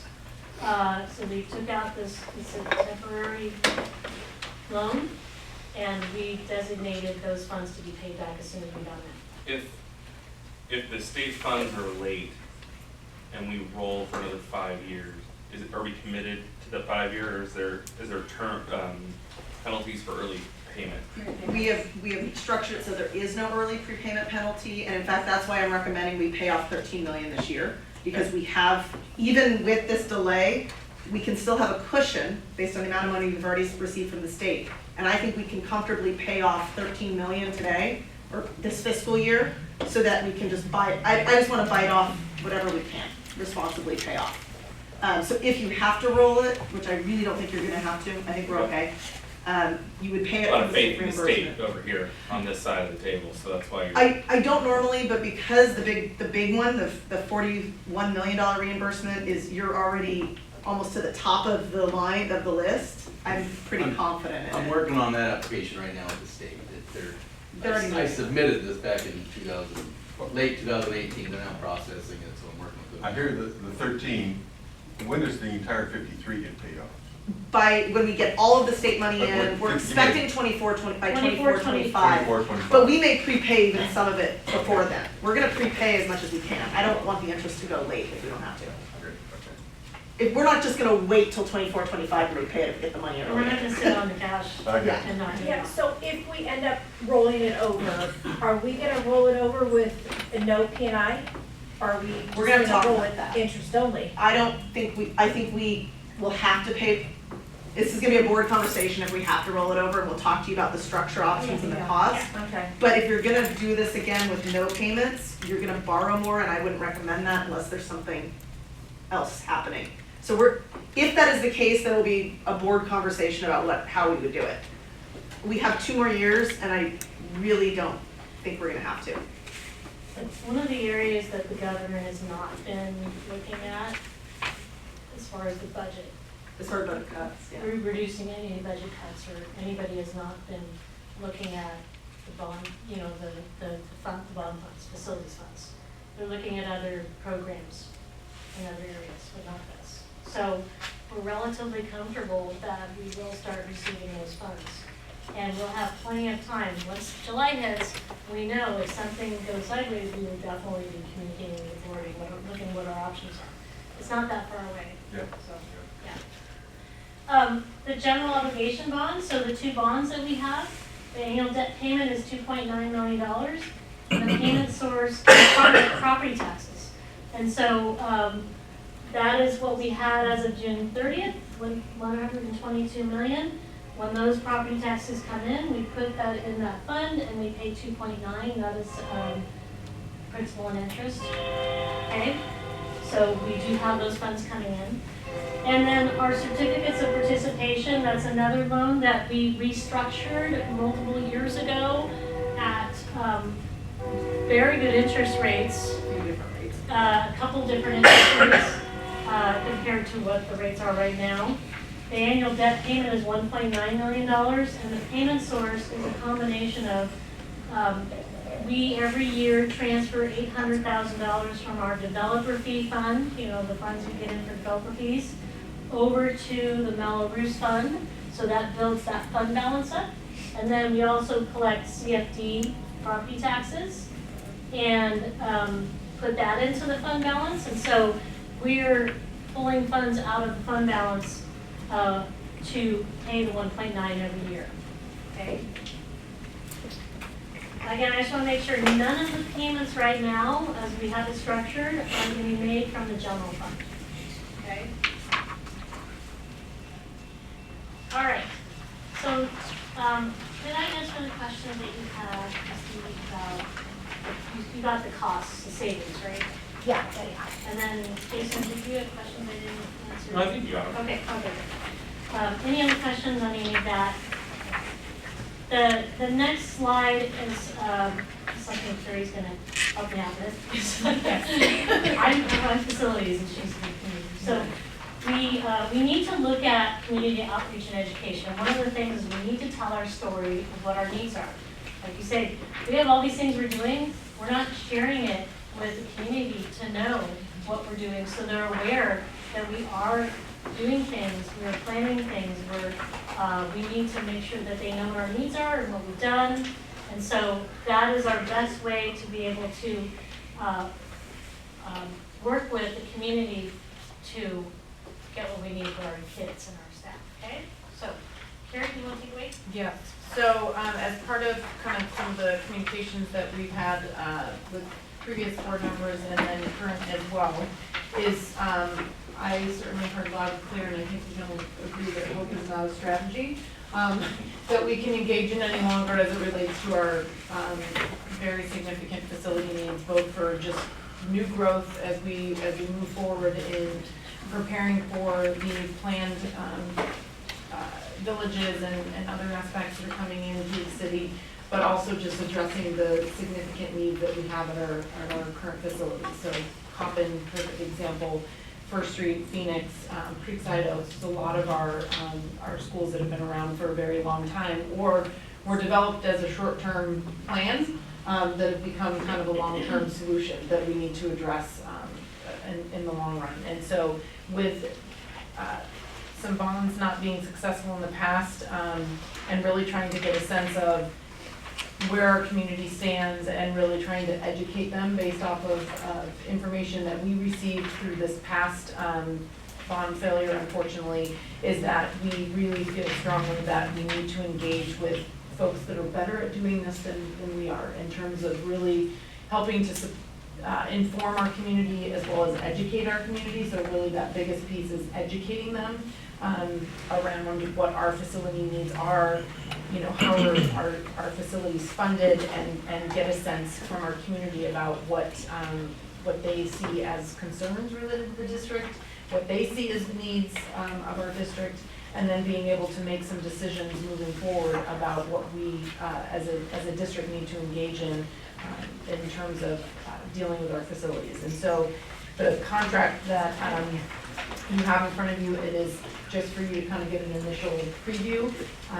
It is our plan at this point to bring it to the April 18th board meeting for board consideration. And if the board feels that you want a presentation from Cherry Spriggs and Aldo Panesci, they are happy to come and actually present about the contract. If you feel kind of comfortable that, you know, this is the direction we need to go, we can also just put this on consent and let it go, and then they can come and do a presentation more specific to kind of the first steps versus kind of sharing more about the contract proposal itself. So there are some key areas in terms of the scope of what their work would be, and it would be strategic communications advice. So just really guiding us on how best to communicate. So George mentioned, hey, can we put this stuff on the website where people see, here are all the facility things that are happening.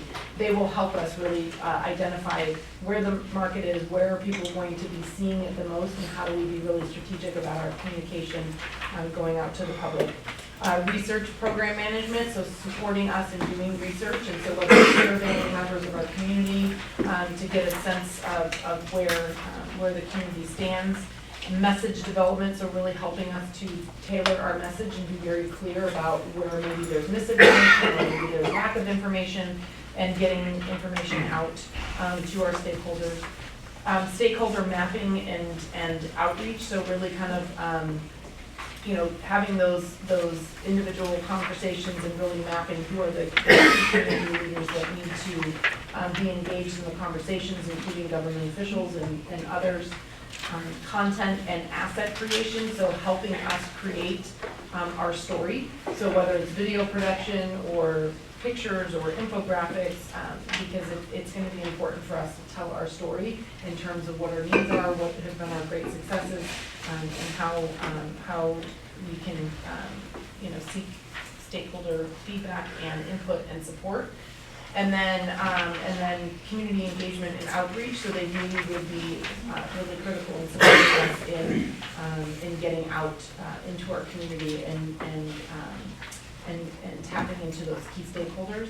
And then there's obviously earned media as well, in terms of like how they will support us in news releases and op-eds and letters to the editor and all of those types of things. And so this would be a partnership with Emma as kind of our main point person, but she's one person doing all the district communications, and that's a full-time job, and this really kind of will be as well. And the plan is over the next 12 to 18 months that we're really doing intentional outreach and education to our community, as well as soliciting feedback from them, so that it will help direct our facility master plan for the future, as well as what are we going to prioritize as the greatest needs, so that we can hopefully garner some support if need be in the future related to funding. So they can come on the 18th and do a presentation, or if you want to forego a presentation and save a presentation for when they're actually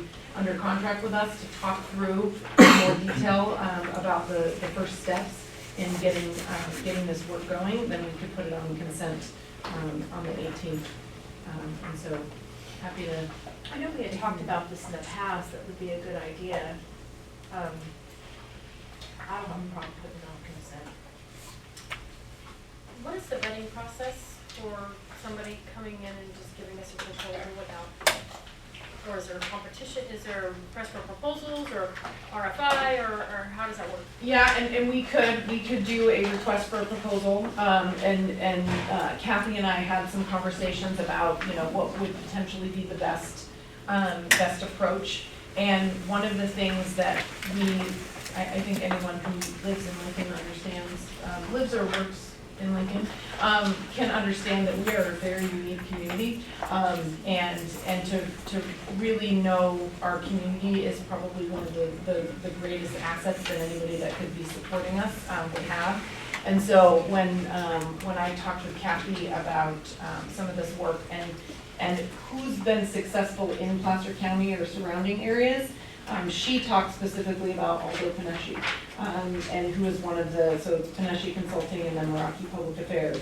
And then I happened to be at Leadership Lincoln and heard Cherry Spriggs speak of the successes that she's had in public affairs, and that she ultimately partners with Aldo Panesci in doing all of the outreach. So they supported the Sierra College bond campaign. They are currently working with Placer County Transportation on the transportation tax that's going to be likely on the 2024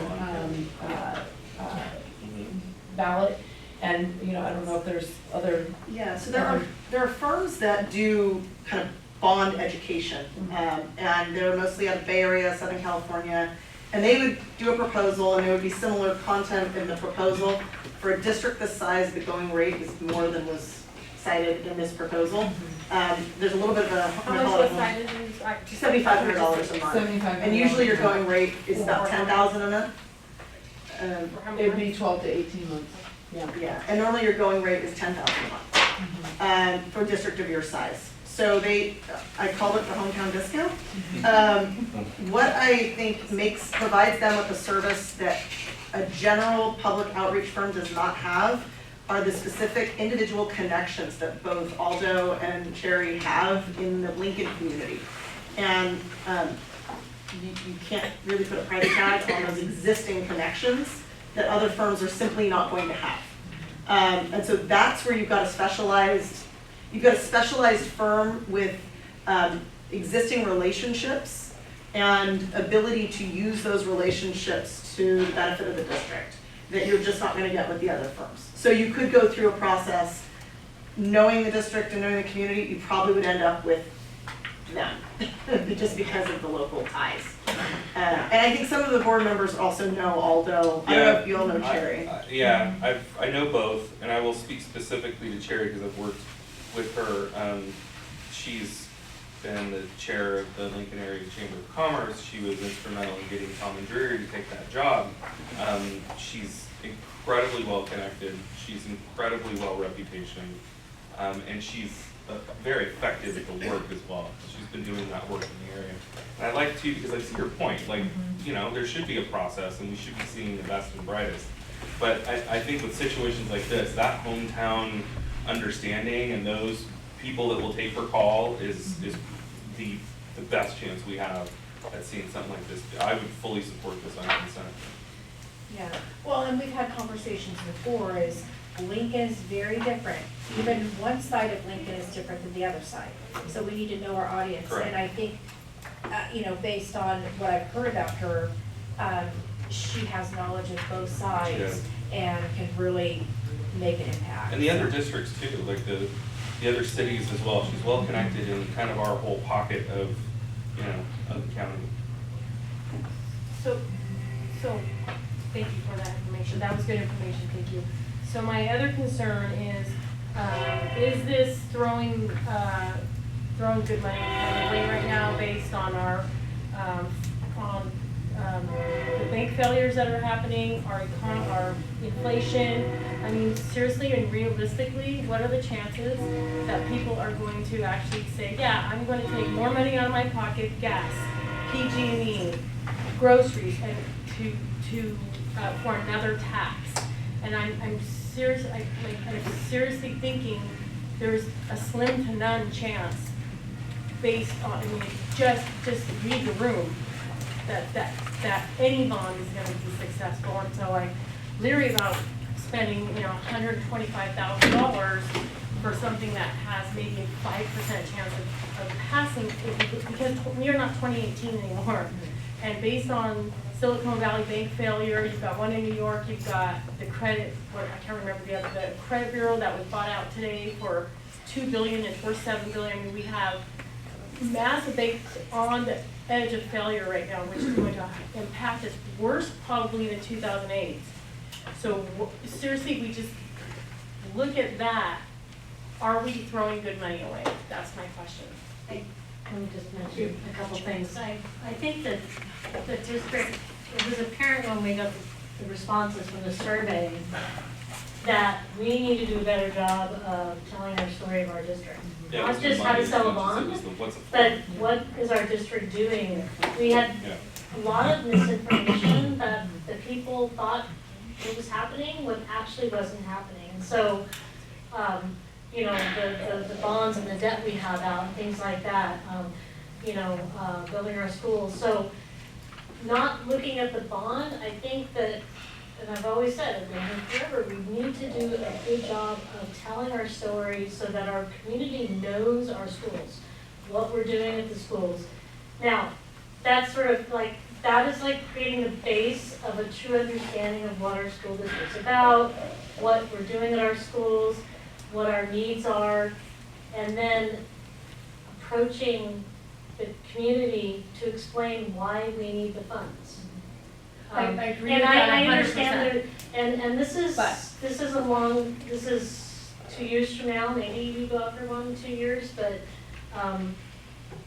But we might not. But we might not. We might Because not. it might, part of the work with them is, as Audrey said, it's telling the story, but it's also supporting us in really getting a sense of where our community's at and where they see the greatest need and what they're willing to support or not support, and being able to then advise and guide us So they can on engage what the we need to do. community. Right, Oh, yeah.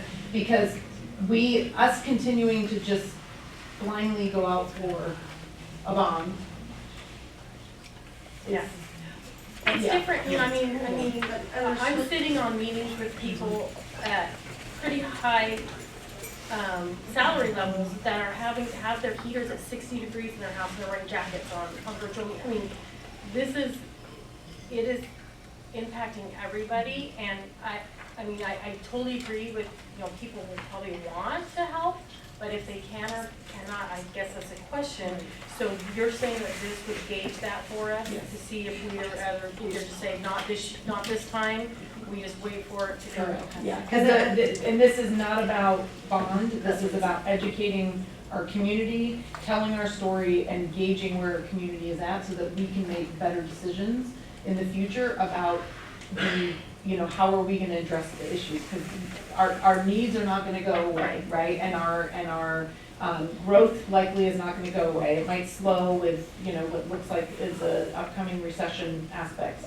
But it's still there, whether, whatever direction we go. And it's really more about relying on others to support us in really getting ourselves informed while informing our community, so that when we make decisions, we're not doing it based off of hope or blind. And it also goes beyond, I just wanna say, this scope goes well beyond even the bond concept. This is raw education, but it also could assist in other efforts of the district, that where we may need grassroots support for any type of mitigation effort or other types of effort. It's laying a foundation of grassroots support for the district with their networking ability, their connections with some of the, I'll call them influencers, to steal a social media term. They're the influencers in this community, and it's getting people that are willing to step up to the plate whenever a district issue comes up, even if it's completely independent of the bond. And I think that's important, because this is actually not for a bond campaign. A bond campaign would actually have a very different proposal. Right. This is for laying educational foundation for what's going on at the district and helping us communicate a lot better, which could potentially set us up. Could help later, Yeah. when we're ready. Yeah. But it's exactly what George was saying earlier, well, how are we communicating that out? Yeah. We aren't. Could something like this even increase attendance? Could it Yes. even- Oh, yeah, we Yes. would use them to whatever we could to maximize attendance and enrollment. We might be able to make some money on this, but don't tell them. Okay, I understand that, yeah, so it's much further reaching than just preparing us to go It's a good out question or though. on. Because you have a good Yes. point, it's like, if we're gonna Times are hard for a lot spend of people. 160 grand to hear no, then is it better just to Right. wait our turn? But I think that this is money that if we don't spend, we absolutely wouldn't pass bond. I don't think it would happen, and I think it vastly improves our opportunity. And I think they're the right people too. It's actually what makes them uniquely qualified. Normally, it's a bond strategic consulting Yeah. firm, and their focus would be bond specific. I think Yeah. one of the benefits of this partnership Mhm.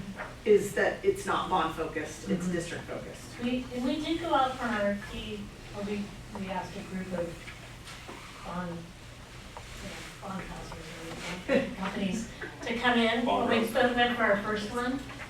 And it was not good, because they were people from the Bay Area that did not know us, and they were making assumptions, and we're like, no, there's no way we're gonna have these people come in, and they did not have a good baseline of what we needed, and so, These are local folks. It would take an outside group 2 months to get up to Oh, speed. yeah. Right. And they would, even then, they would certainly not have the ability to pick up the phone and talk to any leader in the community. Right, right. It would take years to do the that. relationships are Yeah, there. it just couldn't happen. And, yeah. So, So that is one thing that we need to do a better job of. We're always working really hard to do everything, but we're not really promoting it and sharing it with the community. So, okay, Thank you, yep, okay, yep. so then when you have your answer, Kate. Yeah, so, Does Well, anyone, the board- consent, are you guys okay with consent on the 18th of April? Yeah, are you okay with this storage coming out just on consent? I'm in favor of it. Okay, yeah, okay. great. And I'll let them know they don't. Yes, yes. No, I'm sorry. That's fine. I was gonna say, She's gonna go. She's gonna make a motion towards the Yeah, board. are you, Audrey, I know you just need to get, No, I don't want to rush your Okay, part. okay, So, yes, yeah, let's all right, go now, back. 10 minutes. I need 5 minutes, that's it. Well, Right.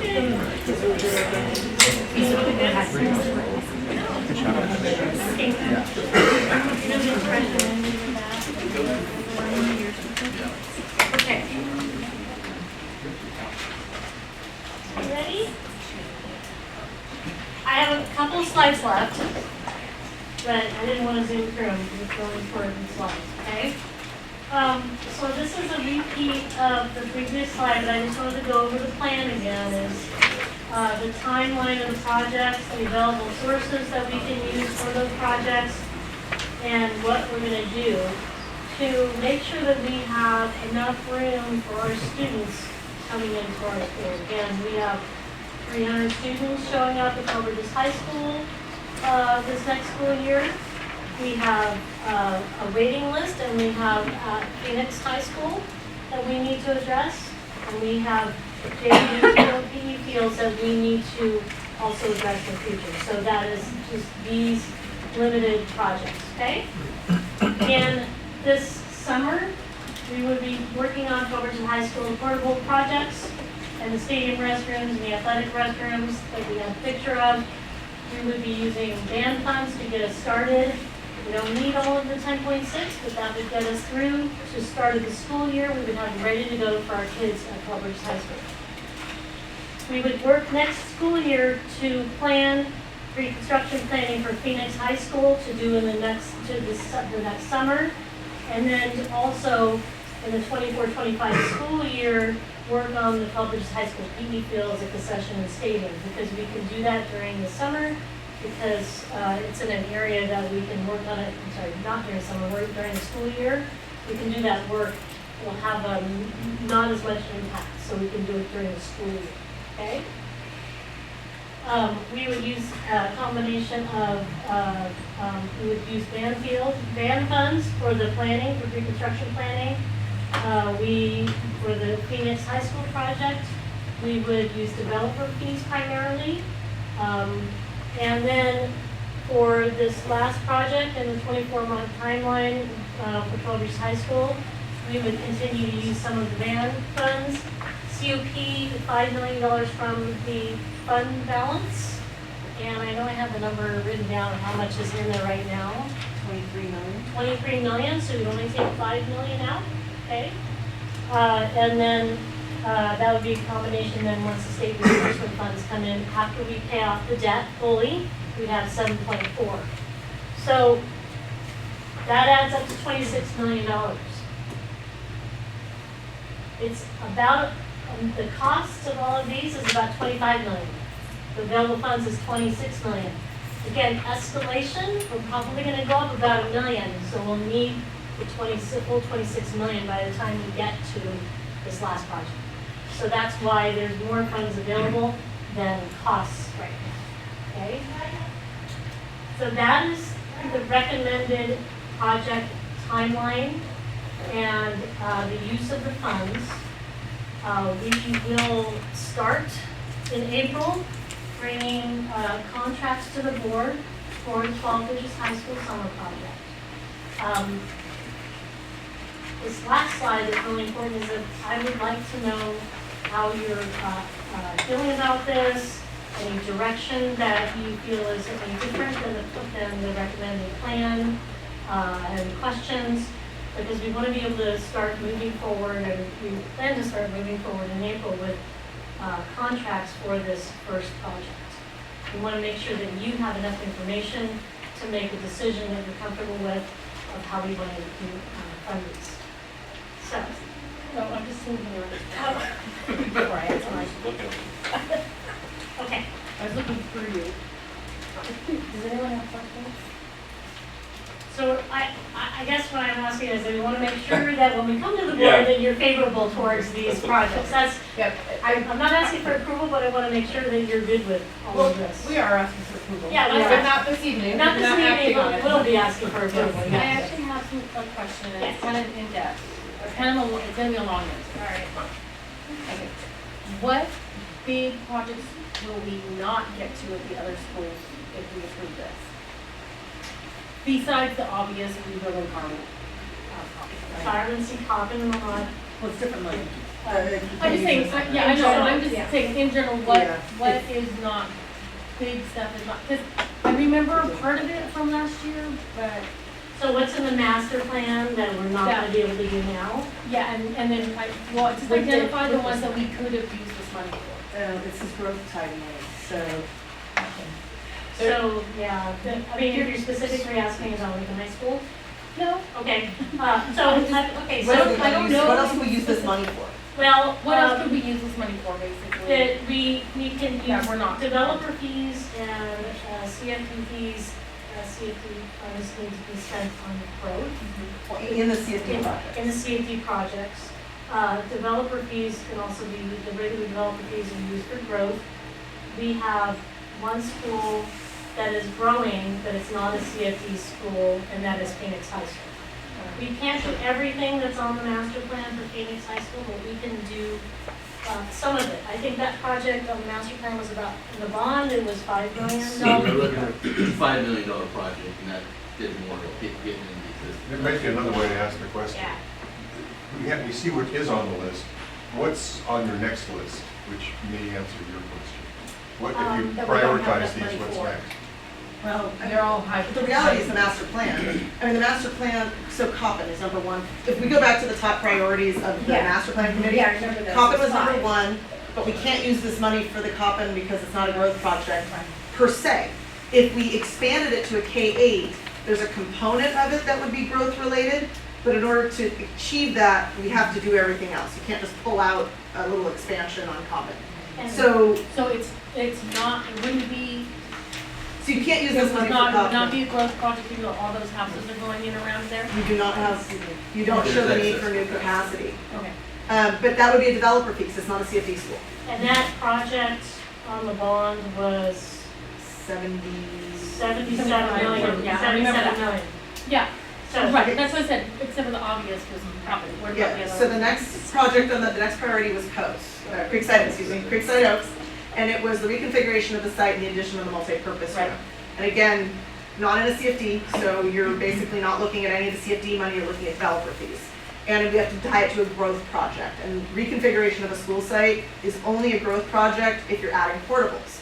So the Coast project did contemplate adding portable classrooms, but that was tied to, that was tied to First Street and how First Street was going to be That utilized was, into the yeah, future. tied So to, it's not I remember that. Okay, so then, so that the growth but developer fees would be the source there. The third project was that was 10 million. Lincoln High modernization. So modernization, again, not a CFD school and not a growth project. So So none of the money. none of the money would be used there. The fourth project was Phoenix. We're addressing what we can on Phoenix without a bond. And then the fifth was 12 Bridges High, completing phase 2 of 12 Bridges High. And this is actually only a subset of phase 2 of 12 Bridges High. Was there more at Phoenix that is eligible? Or The The fees. the bond measure had about 5 million, I think, going to Phoenix High School. But And it still so, didn't have a two-story building. right, and it still did not have the two-story, it was essentially gonna do some, additional portables, do the shade structure, and then there was, plan to potentially reconfigure, where the office is, which is, because this is related to expansion only, a reconfiguration of existing space is really more of a modernization than a expansion of space. that And so- portion is not necessarily growth?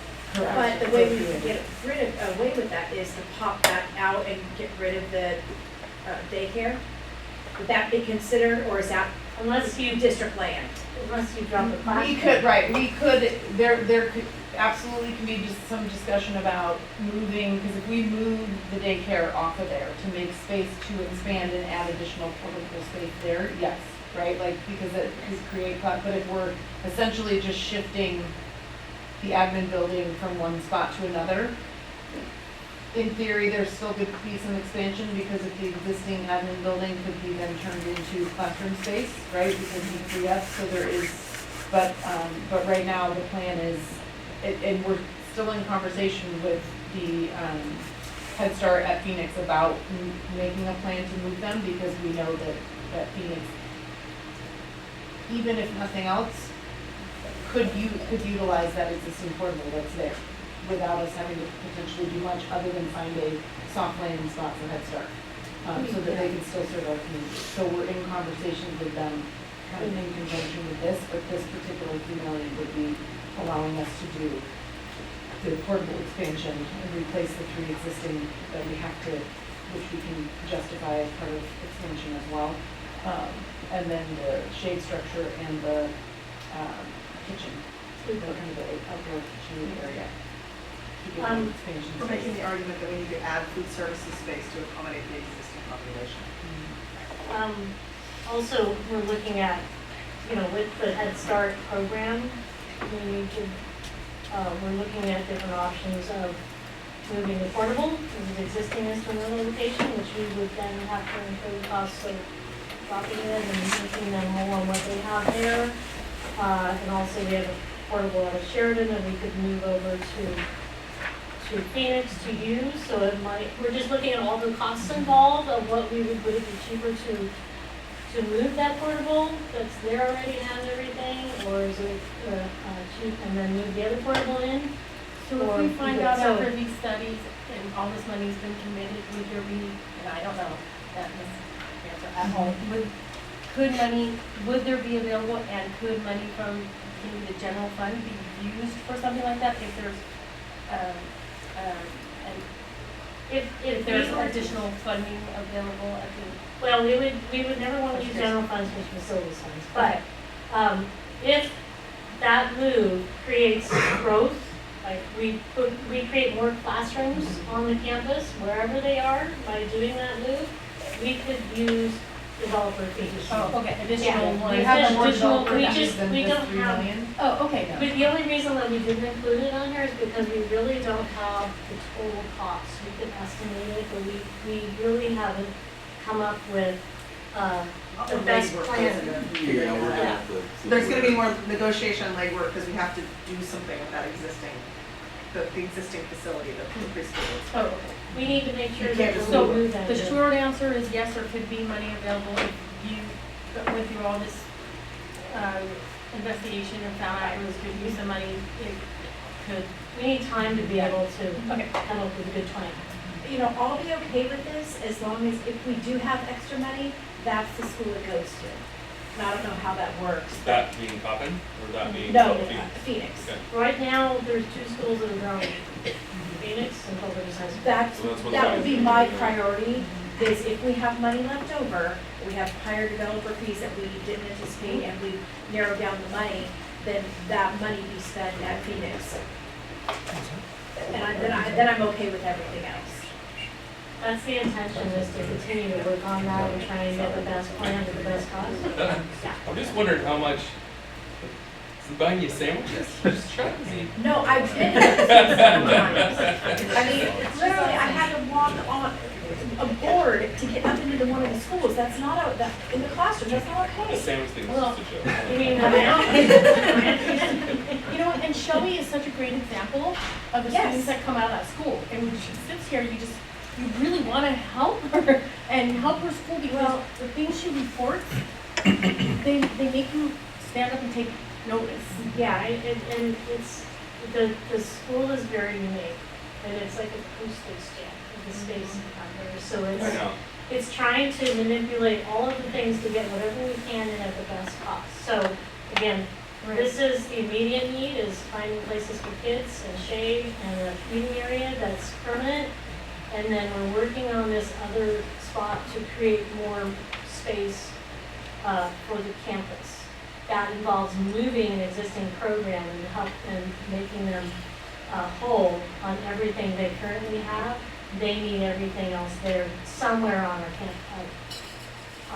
in our district. So we have to find a spot they're happy with, we have to give them everything they need, and that all comes with planning and costs. So, you know, Well, and we always talk about making everything like, you have this, you have this, and you have this at schools. I just want to make sure that we're giving Phoenix as much as we do Lincoln and 12 Bridges.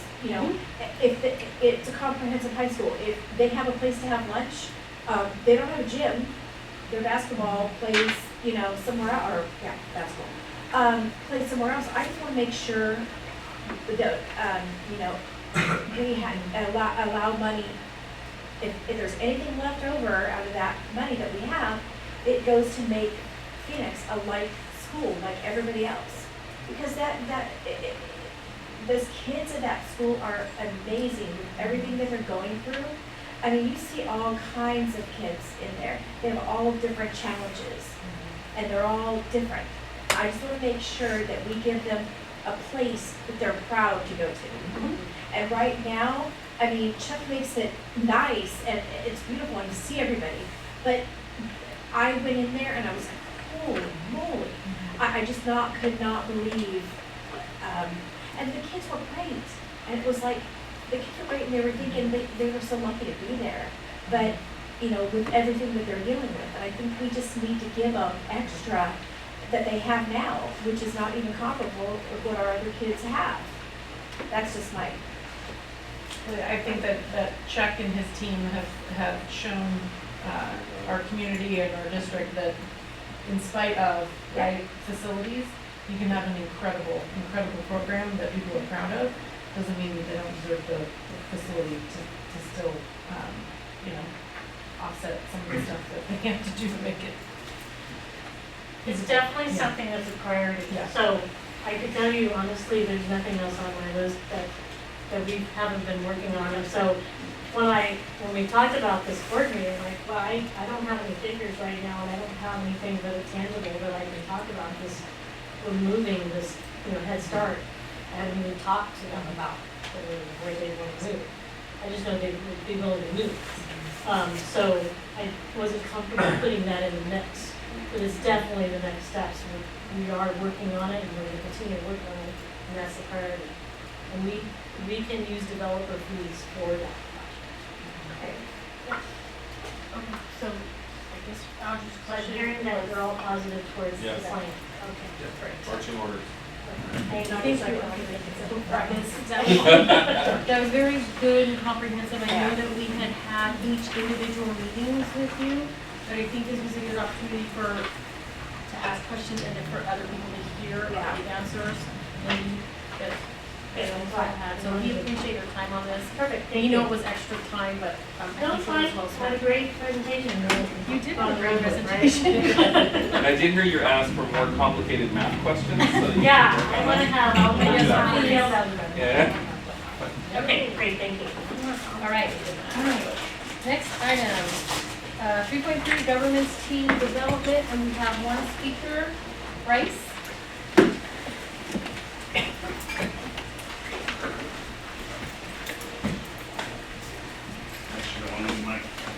Good evening, Madam President, members of the board, and Superintendent Callahan. I appreciate the opportunity to speak to you this evening on governance and ethical governance.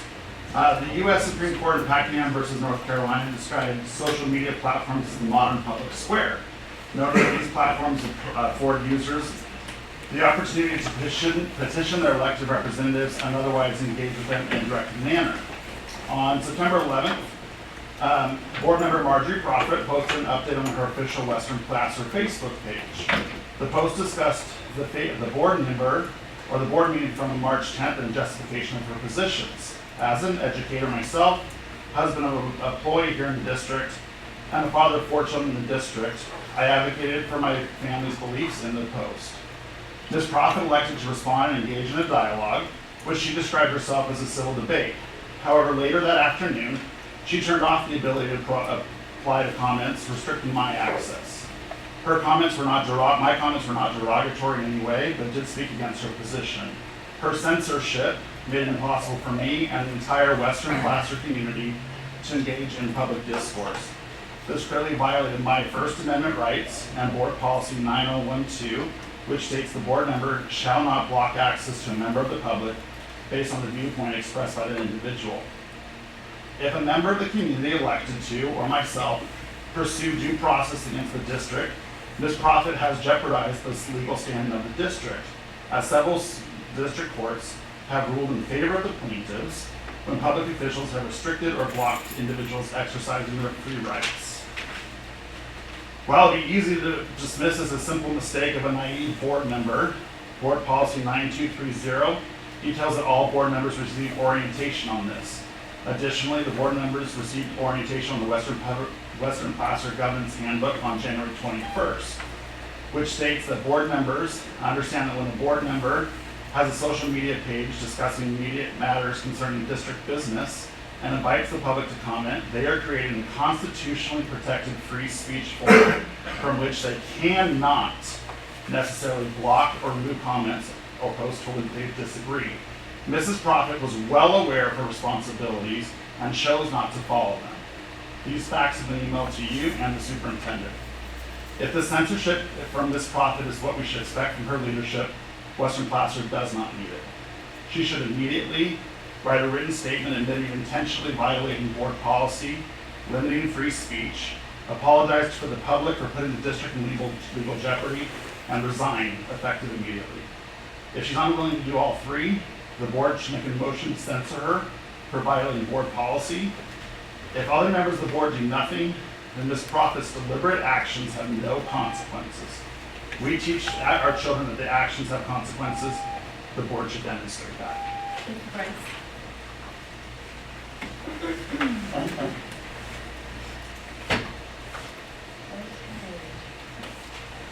All right, we are on to the review of the governance handbook.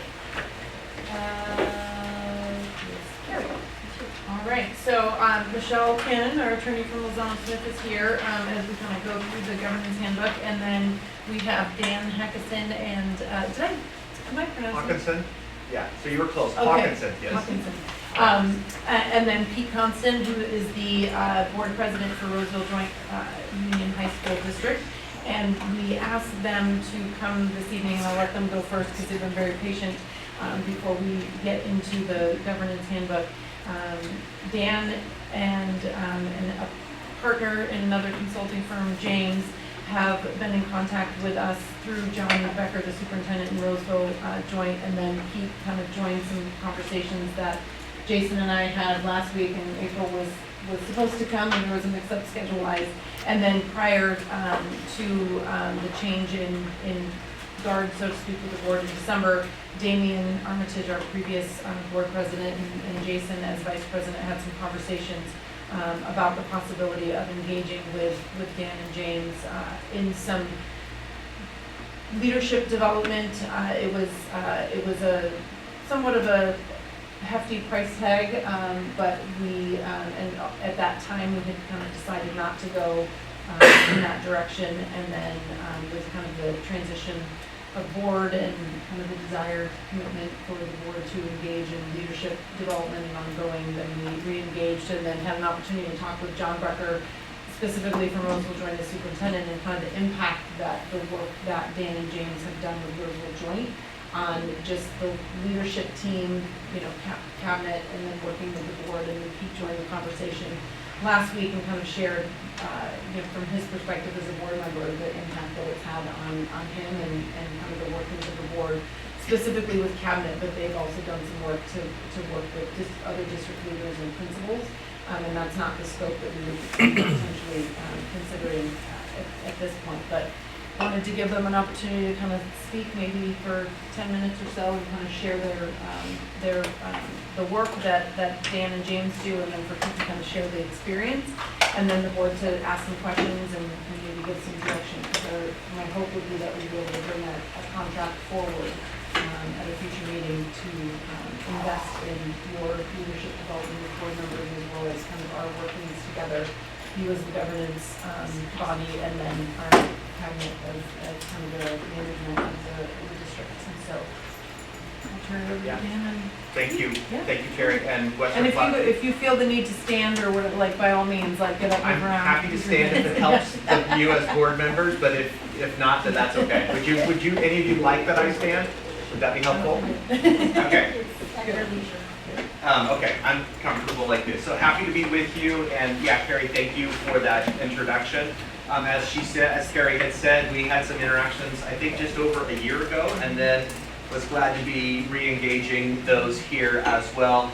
And as the reach out was made in that regard, it was really about strengthening the cohesiveness and the clarity and the alignment around the leadership of the district, which includes cabinet and board, of course, and much more than that, but that kind of scope of what we're talking about for leadership development and strengthening cohesiveness, clarity, alignment among those groups, which is so critically important, and that's the work that I do, and James Warwick, a partner and friend, and James lives in Bend, so that's why he's not here tonight. But we had gotten together and done work with Roseville Joint. We work with many other organizations and other schools and school districts. But the importance of really investing in this level of cohesiveness and clarity and alignment, even around things like mission and values and roles, are very important for districts in the area that we're in, like in a setting like this. And so it's engaging work that we approach through both an individualized aspect, where each board member and cabinet member has an individual voice into what is happening within the district. We do that through a process of initially leadership interviews that then create a summary report from that, and then we move that into the development that happens through individualized leadership coaching. That happens in tandem with some interspersed group sessions for the group together. So James and I are firm believers that it's not just a one-stop, like let's do a couple-hour session and everything's going to be better. Those couple-hour sessions are great and they are powerful, but we need the ongoing dynamic of the individual leadership development as each individual is committed to increasing their capacity and their mindsets for how they think about and approach those aspects of partnership together. And then you can really see an increase, as we talked about, cohesiveness and strengthening of the team. So that's enough from me. More important for you as board members to hear from Pete, the board president, who's been providing great leadership at Roseville Joint and also is a part of this, has been a part of this process with us. Thanks, Stan. As mentioned, my name is Pete Constant. I'm the president of Roseville Joint. My day job is I'm a professor of public policy at William Jessup University right down the road. You know, all of our school districts are similar in many aspects and significantly different in a number of other aspects. But what we were facing a couple of years ago is very similar to some of the situations you were in. So I thought I'd just summarize some of those commonalities, talk a little bit about what we've done as a group, and then talk a little bit about where I have found value as an individual board member. And so first, our district, in the our current board, we only have one board member who's been on the board more than 2 years. So we have virtually an entire new board. The board member who is on the board has been there 6, so not, maybe 4 or 6 years total. So just a little bit more than us. Within several months of me taking office, which was not this last election, but 2 years prior, we've had to hire a new superintendent.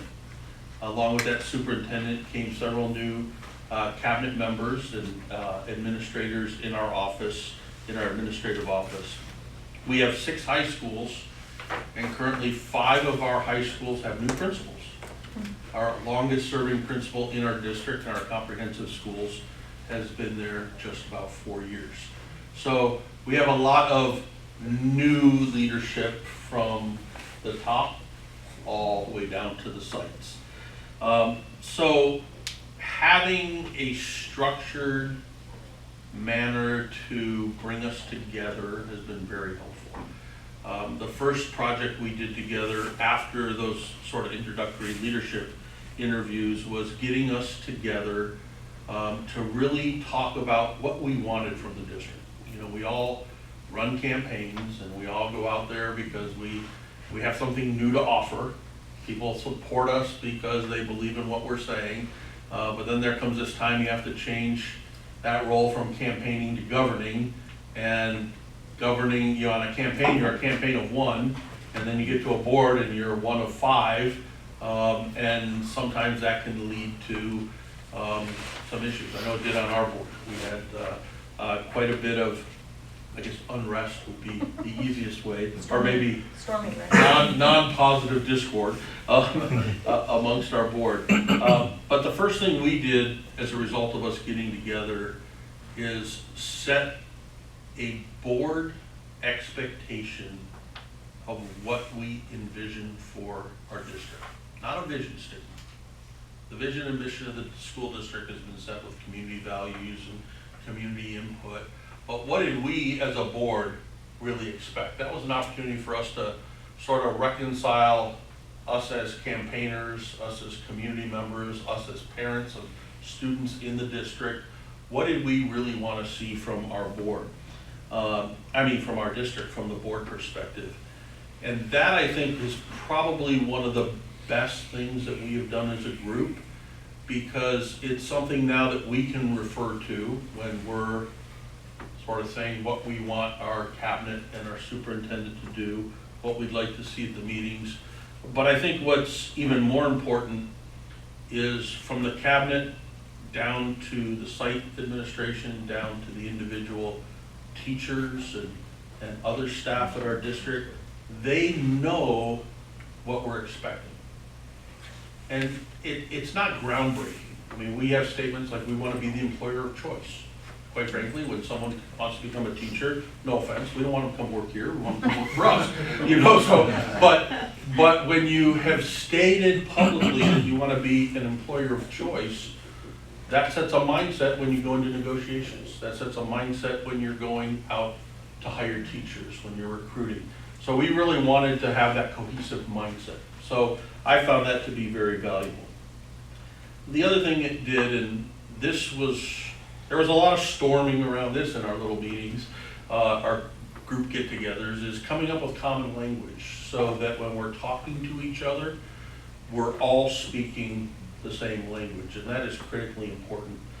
Because we found sometimes we were arguing about stuff when we had the exact same position.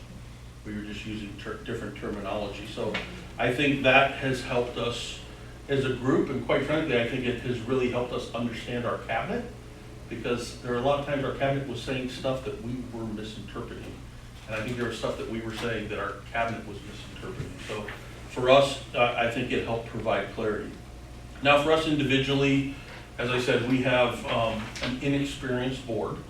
Some of us, like me, I was a council member in a large city. I did that for 8 years. I've been on a bunch of boards and commissions. So I have these outside experiences, but they don't always just fold right into the work of a school board member. Because as you know, our responsibilities are vast, but they are distinctly different than they are in other government organizations.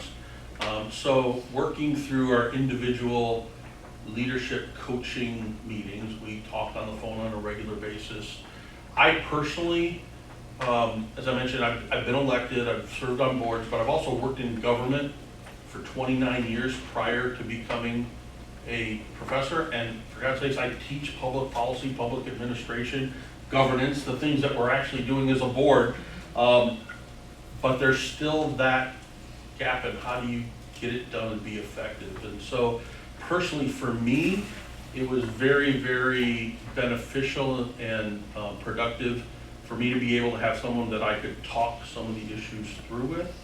Not the issue itself, but the approach to the issue, and have a sounding board of how that might be interpreted by other members of the board, by the cabinet, by principals, by teachers, by parents.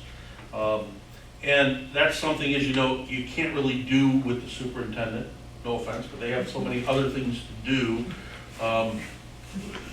It's really one of those things where it has helped me communicate directly with my superintendent significantly better, the cabinet members that we have regular interactions with, and most importantly, our board meetings, I think, run a lot smoother now, because we've all thought a little bit more about those sort of ancillary impacts, those the way others may interpret things. You know, we're always guessing how they may interpret things, but when you have someone or a team that has been coaching other people, we have a little different insight into how they process information. So I have found that to be very helpful.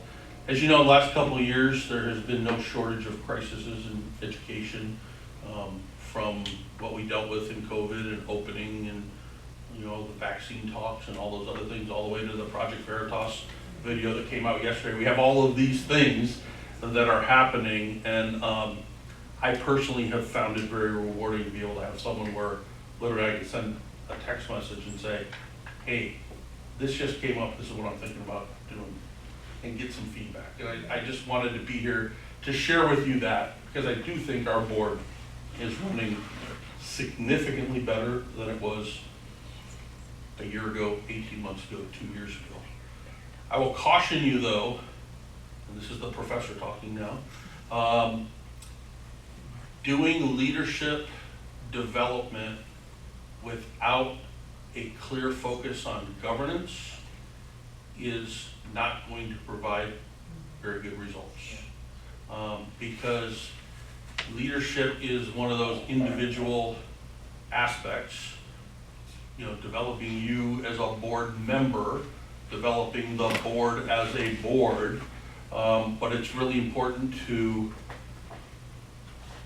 we all know the roles, but really dig deep, understand the roles, kind of dust off that separating line between the roles and identify what does ed code say, what do policies say, what do administrative regulations say, and then what are our practices, and always reconciling those four elements together. That's where we have found we have been the most productive. And I'll give just one example and then I'll shut up. As you all know, curriculum and supplemental materials can be very volatile discussions. Our district has been skirting that issue for a long time. And when I became board president, I vowed that we're going to take on every controversial issue this year. And we have a long list of them. But we went through a process that was informed partially by the leadership development, partially by our focus on governance. And we went through a process where we had people on both extremes and pretty much every variation in between. We went through that process I mentioned of analyzing ed code, analyzing our policies, finding the gaps, going all the way down to practices, and having our professional staff come back with recommendations to close those gaps, to find us alignment with the ed code, to find alignment between our board policies, our administrative regulations. We had our meeting about a month ago. Oh, just 2 weeks ago. Seems like a long time ago. 2 weeks ago. Yeah. And we had 260 people show up. And the public comment was spirited for 3 hours. But when I took the final vote for board action, I was watching the crowd, and you know how it is. You can identify your most extreme on each end of the spectrum. I had both of these women in my eyesight, and as the vote came out 4-0 with one member absent, both of those sides started applauding. And literally everybody left that meeting happy. Now, we didn't meet everybody's concerns. We met all their concerns, but we didn't give them what they wanted. But we heard them, we went through a process, we focused on the governance, we reminded people of the different roles, and we reinforced them in our actions. And as a board, we all supported each other. And we took a very volatile issue where at the previous meeting, people couldn't even sit in the same part of the theater together and were catcalling and yelling at each other, to everybody clapping together and leaving the meeting feeling that they were heard and happy with our new policies and practice, which by the way didn't change hardly anything, but we changed the perception and we brought a lot of sunshine to what we were doing, what we were doing. There were a lot of mistakes we were making, but we just owned them. But I just bring that as an example of why I think it's so important to focus on these two things together in tandem. And with that, I know Dan's always welcome questions. I don't know if you have any questions for me, but I'll entertain any questions. I just appreciate you taking the time to hear from another board member. You know, you hear from a bunch of us. Competing, yes. We do want all your, we won't try to steal any of your current features, but we will actively. But if it accidentally happens. So, thank you. I appreciate you coming too. It's Yeah. very kind of you to come. How long is the program? So it's individualized, right? First you start as an individual board member. Yes. And then we do it as a group. Yeah, there are both individual sessions that run concurrent through the process and then some scheduled group sessions. So, and then those will come at the pacing that the district decides. We've had multiple of those with over at Roseville Joint, as Pete had said.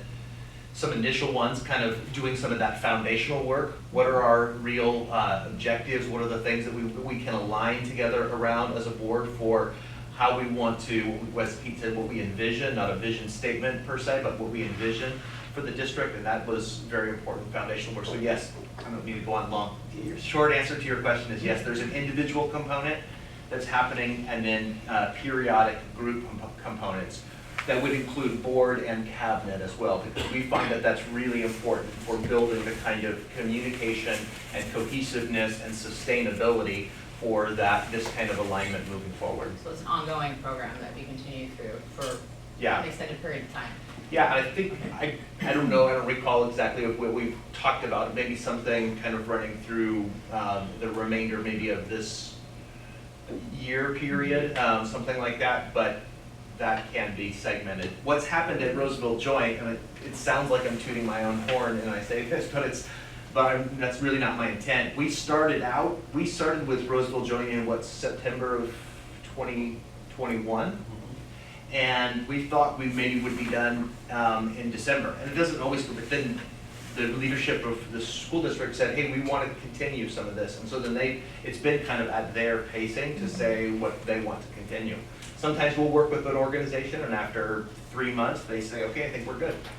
And then it comes to that point, so. I might add, we started with the board and the core cabinet, the executive cabinet. We expanded that to the cabinet, and then we actually expanded it out to our site principals because we found the value, the improvement between board and cabinet, and we figured, well, maybe we can find that improvement from cabinet to principals. And then partly because of budget, partly because our principals are a whole lot busier than any of us are, we contracted that back, which I thought they would be thankful for the time back, but I got several complaints, why'd you take this away from us? So there's value, but we did start, expand, contract as we went forward. We just renewed our contract at our last board meeting because we find the value. Yeah, the site sessions with principals I think that was really fun and really beneficial. Because I mean, again, all of us are here, right? Like myself included, even coming in as an outside consultant, we haven't named it specifically. But it's for the impact that this has on the students. All the things of what everybody does as a board member, what all the staff are doing, it's for the impact it has on the students. And that's what we want to help in the strengthening. That's our intent, right? When I say our, meaning James and I, we want to come, we believe in what you're doing. So we want to, we couldn't do what you're doing, but we believe we can help you get better at what you're doing, what your jobs are, and how you function and work together. And as that happens, everybody benefits. So some clarity too, because Damien and I were the ones that participated in sort of the discovery call, and we got the proposal, and both of us kind of looked at it and thought, I mean, these are tax dollars, right? I mean, let's be honest, this is, you know, it's something to be concerned about. And so because we were concerned about the spend, we looked for alternatives. You know, you can get board coaching through CSBA. We found some resources through, I believe, our law firm, which were the resources that no one liked in this last governance meeting. So that was what we came up with. Well done, us. But I do think it's this doesn't seem to be going away. This divisive tension.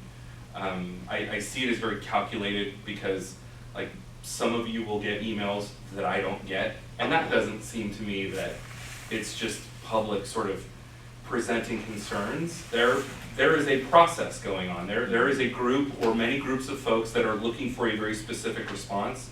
I think at one point when we started to see the COVID restrictions recede, we thought, oh, well, this, you know, war's over.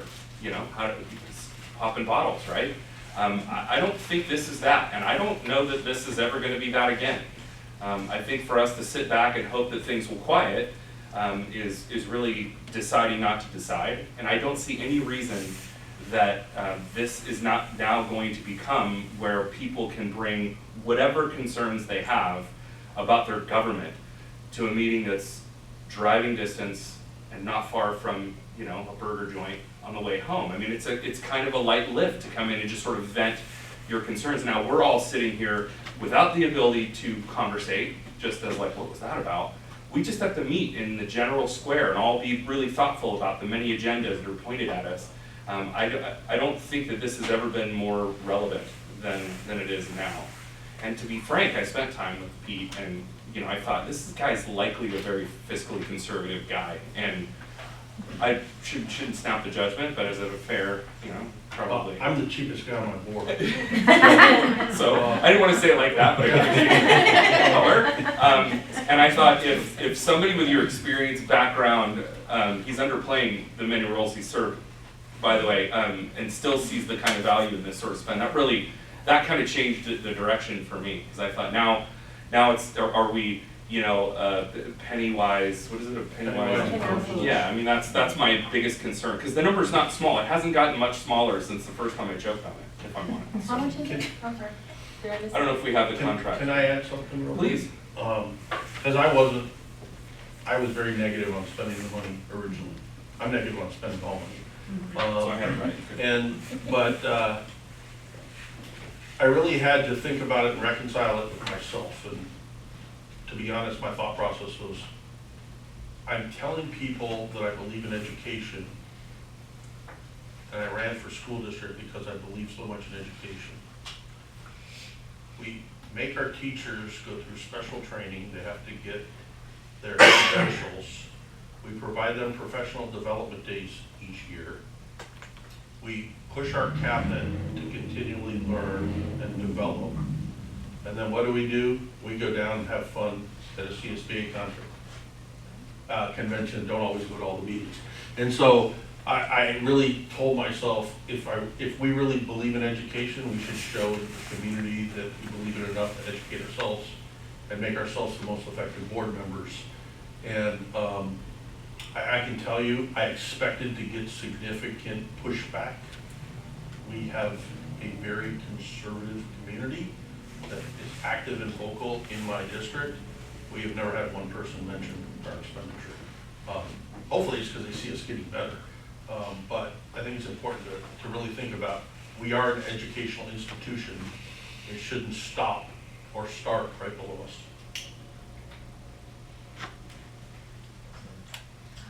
To answer your question, the proposal, which. I thought you were Yeah. trying to avoid it. I know. I thought you were talk around it. Yeah. I think I would forget. No, and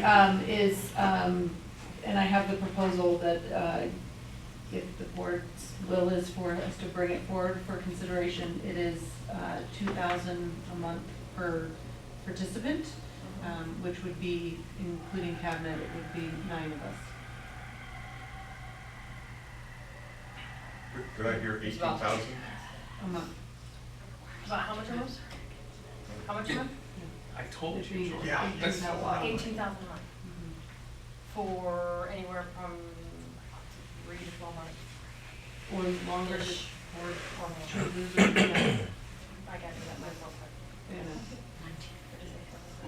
I like the idea. I just wanna make sure if we do go through it, everybody's committed to doing, and putting yourself out there and committing to doing the right thing and doing the right thing in turn for our kids. What does that look like? Can you help me understand that? We all get along. I don't think we all have to get along, but we have to She participate. never wants to agree with that. No, we don't always have to agree. Yeah. I'm not saying that. I'm just saying that we have to make a commitment to each other and to the cabinet and to Carrie to do the right thing, whether that, you know, and participate and be nice to each other. I don't like not being nice to you, Jason. I'm just saying, we seriously, honestly, I don't know why we're talking about this again. Honestly, I don't know why we're talking I don't about the either, if I'm governance honest. campaign. So that's just my question. We've been through it twice, and I understand there's more questions or whatever. And so I honestly, I don't know if people were honest or, you know, I just think that, to me, we all ran for the board, specifically to do the right thing for our kids. At least that was my sole purpose. And I feel that there's a disconnect, and we all have a different way of seeing things, what's right for the kids. And I think we just need to commit to learn together and to learn how to be a cohesive team and not let me talk about you all the time.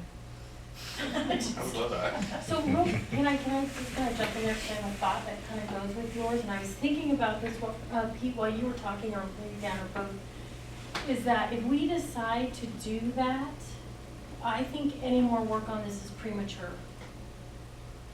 Because I think if we do that, I love leadership training. I've gone through at least a year of it. I have to do 20 hours a year for my job, mandatory.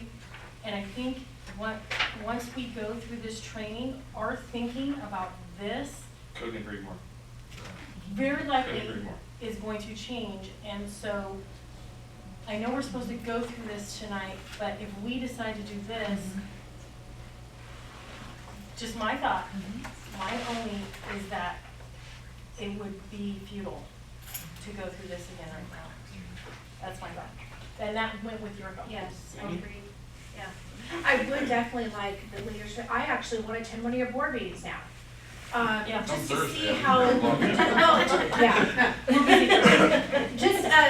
just to see how your board operates. That, you know, every board operates different, but I just want to see your atmosphere. Because right now, our atmosphere is crazy. Again. And we just need to figure out, like you're saying, it might not be the thing that everyone wants to hear, but it's the way you say things and the way that you're open to learning about what they want. And, you know, you got two people on the other side, and like you said, they both clap when you're closing the meeting. We don't have that. We didn't always either. I know, but that's what I'm saying. I think the training will be beneficial for us because we don't have that right now. I will have to say, if you don't mind, air some of our dirty laundry a little bit. In one of our retreats, leadership development group things, I lost it. I was irritated. I yelled at him. He basically came in with something, and my response was, have you not listened to one thing we've said? This is what the board wants, and you come back with this, and I basically said, go out and do it over again. I mean, I was irritated in front of all the cabinet and everybody else. But we got to a point where we could do that without being mad at each other. I was very, very passionate about that issue. And then that's translated into board meeting. We went to trustee areas, and we had an all-out fight on the dais over the issue, and two of us literally going head to head, and then we ended up in the same trustee seat and had to face off against each other in election. But we left that meeting talking about how we were gonna do it, and there was no disruption past there. We just fought passionately about the issue, the policies, not the personalities, not the people. And that's where I think you need to get to. You won't go through this process successfully without some friction. But the friction, like Pete's talking about, helps get to a healthier result on the other side. And so that's where it takes some of that investment that some of you have spoken about. I'm not talking about a dollar investment, but about an investment of your willingness to be committed to the growth for the district, for your own growth and for the growth for the district together.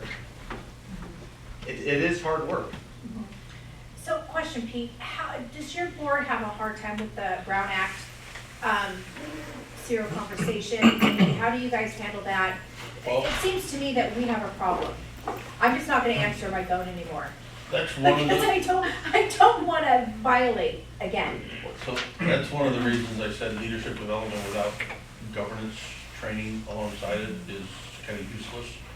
Because, no offense to Dan, but they don't deal in the world of pitfalls when you cross these lines, whether it be Government Code 1090 or the Brown Act or any of these other issues that we have to do. Have we had problems in the past? Yes. Do we have any problems now? No. We've really structured it. Our discussion around policy issues, like if you come to one of our board meetings where we have a controversial topic, we start by me telling the board, this is what we're going to do, this is what we're not going to do. If we take these actions, it's within this purview, not this purview. Talking about what's agendized, what is the actual subject, and then I share that with the community at the same time. So we set expectations, we go through everything. I hold them very politely but firmly to the process that we've lined out. We have a process that we follow, and we do that, and I remind them all, it's governance, governance, governance. In fact, when we did our envision statement, only one board member wanted the word governance in there. Everybody else said, we don't need that. And I fought for that, and now we talk about governance all the time, because you can't accomplish what you want. You cannot accomplish what you want without governance, because it all unravels too quickly. Hopefully you do that. I've had some conversations. I don't work for him. I won't work for him. Government Code 1090, disclaimer, Michelle, we're never gonna have that, but governance is what I do, and I've told your superintendent, anything that I can do to help in that area, whether it's my time or anything like that, I'm more than willing to give, because it's an important issue. In terms of the governance training, because with Dan and James kind of supporting with the leadership development, what does Roseville Joint do in regards to governance training? We're all kind of self-driven right now. Okay. But we've talked about a number of things, like particularly in the Brown Act, we're going to have, and I haven't talked to Michelle about this yet, but she'll soon learn, like right now.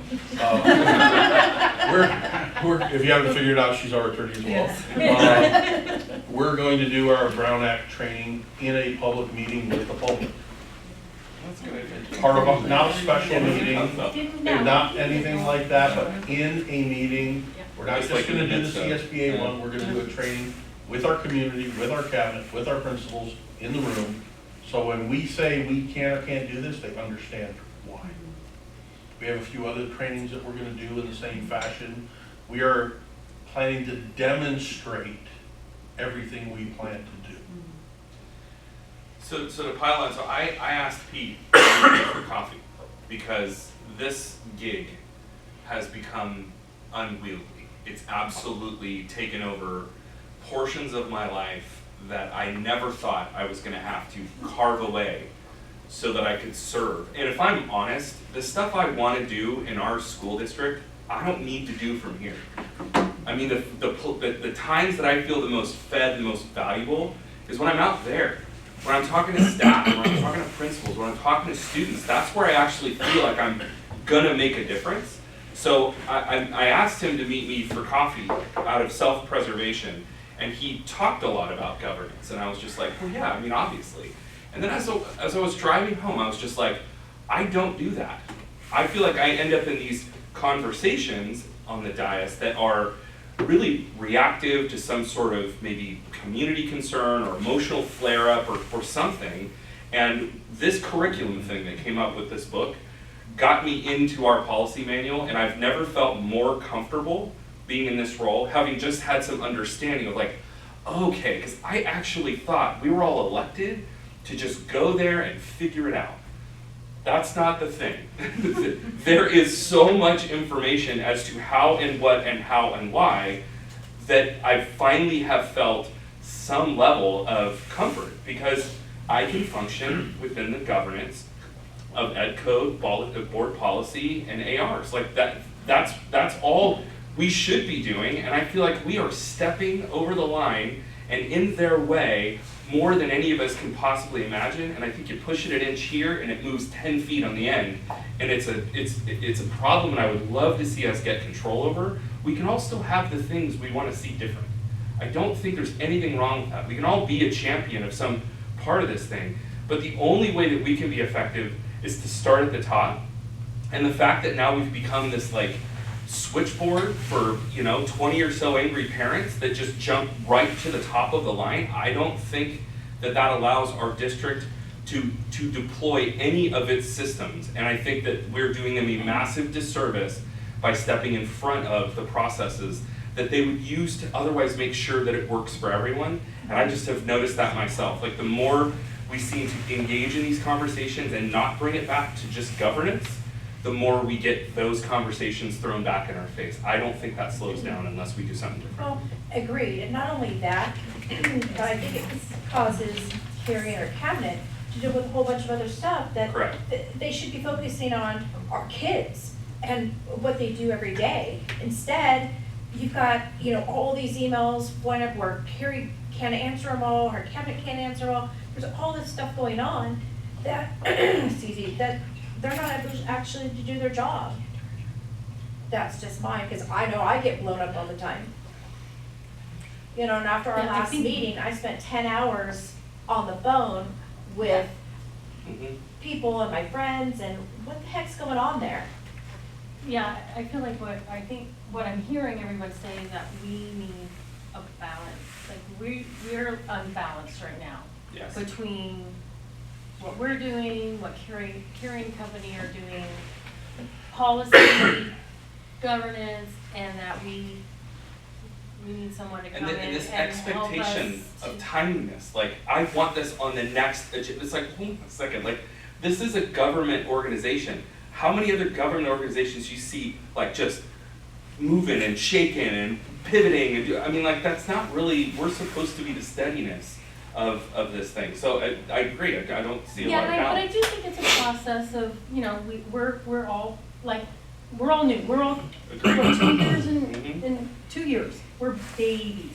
Mhm. So I think it's, I think, your statement, I get it, but I would say that that's kind of a growth step. I would say, it's a growth step for all of us, which doubles down on why we do need something like this. Yeah. I mean, I just like, I can't say that enough. Yeah. That, this is a good time for this. Yeah. I am relatively new, George and Marjorie are new. You guys have the most time at 3 years, 2.5 years, whatever it is, 2.5. which is like, Yay. like how many My daughters, daughters. not very many, there's some teenagers, right? Yeah. And so, and so I would say, heck yeah. Can I add one more thing? No. Well, this is important, this is not directed at Carrie directly, but it's a two-way street. Right. And she and I have had a conversation about this, and many school districts get into dysfunction because the superintendent does things that the board should be doing. And the board does things the superintendent should be doing. And when I said earlier about illuminating that line and sort of dusting it off and pointing it out, it is definitely both ways. So we had a lot of stuff in our district where, well, one of the reasons I got so mad is we were trying to do something and our cabinet and the consultants came back in telling us what we were gonna tell them to do. And that was where, for me, that was the line. It's like, no. The board has a role, the superintendent has a role, and for it to work, both have to respect the line. And, as you know, there are some districts where, the board has delegated almost every single thing they do to the superintendent, and they just meet every once in a while to put a rubber stamp on it. That's not healthy either. So it's gotta be both ways so that things work well. And when everybody focuses on their job, and you realize how many things you really do have to do, there's less stepping on the other job. And I would really like to, especially with all the chaos that we've been having, I'd really like to see us as a board push back to the mounds and mounds of emails that we're getting saying, you need to talk to the site administrator, you need to, you have to go up. Don't come directly to us. I don't feel that we should get involved in responding to emails and giving out our personal experience or opinion, because that's not the will of the board. There's 5 of us. And I think with somebody, going out and saying, well, I think this way, well, that's not maybe not how 5 of us are gonna feel. And so we're just giving them power, I think, to be able to come at us or come to that, 3 or 4 people and go, okay, well, I want you to do this. At least that's my opinion, because I just feel like I'm getting run over. So I feel like I'm hearing, I mean, George and Marjorie, what are your thoughts? Well, We've first of heard all, has this come in previous- front of the board before, this group? No, Yeah. No, so you know of it, but we didn't vote. this no, up. absolutely not, right, Okay, right. this is the first time. This is, and this is the governance handbook, and Oh, we yes. we have a board-approved governance Yeah. handbook. This is a second iteration. Yeah. And so if, a reminder piece for the board would be that we have a governance handbook that has been board adopted and is essentially ours to follow as it relates to things specific to Brown Act, because most of this stuff, Robert's Rule of Order, Brown Act, right, aspects that are just kind of good practices for any board. And so it's kind of the inner workings of running meetings and those types of things. And so I would agree that probably it would be silly, right, if there's a desire to engage in kind Pete, of a bigger picture. I'm probably jumping ahead by about a year, but you had this contentious meeting, and I think we will have a contentious meeting fairly soon. What did you do in the meeting to have people come out and feel relatively pleased with the outcome?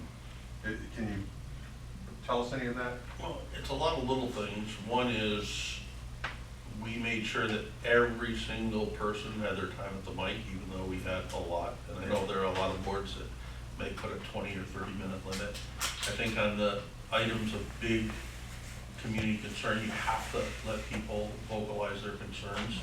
So we did that. But there was sort of I set an expectation, we're gonna let all of you talk as long as all you follow the rules.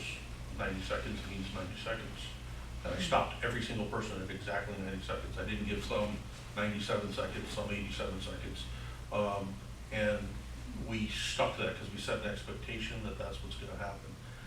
In the end, what we did is, people did not understand, people meaning the community, did not understand what Ed Code says we must do and what latitude we do have.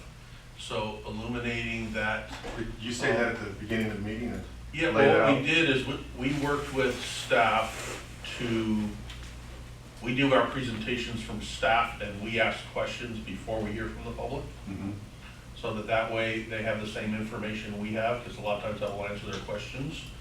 We had our assistant superintendent highlight the education code and our board policy and focus on where the gaps were, so that was clear. And then the same thing with board policy, the AR, and then the AR in practice. And then, quite frankly, we had a lot of gaps in practice and we owned it.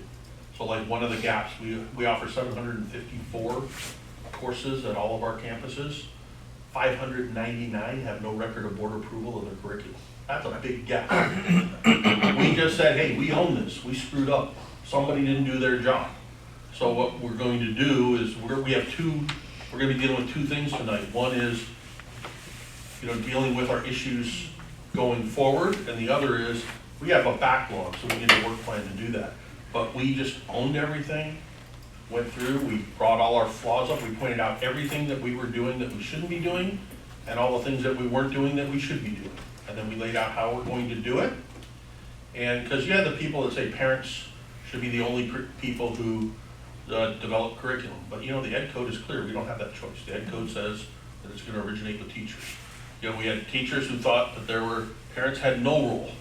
But we showed them, look, Ed Code doesn't give us that latitude. So we took it from an educational perspective, then we heard everybody's concerns, and then we made a decision. But you laid a lot of that out before people started to speak, right?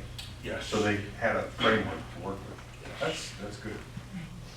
So our board structure, I'm very tough on my colleagues as far as we do the presentation, and then you have an opportunity to ask questions for clarification, but no personal comments. And when someone starts to make a comment, I stop them. This is not the time of the meeting for that. Do you have a question in there? If you don't, we're moving on. If you do, ask your question, get to your point. So we go through that to get clarity so that not only we know what's going on, but the public goes on. Then we hear from the public, then we make our comments, because it's important for the public to know that, in my perspective, it's important for the public to know that you didn't make your comments until you heard what they had to say first. We're probably not always gonna agree, but that's one more set of inputs that you have in your decision making.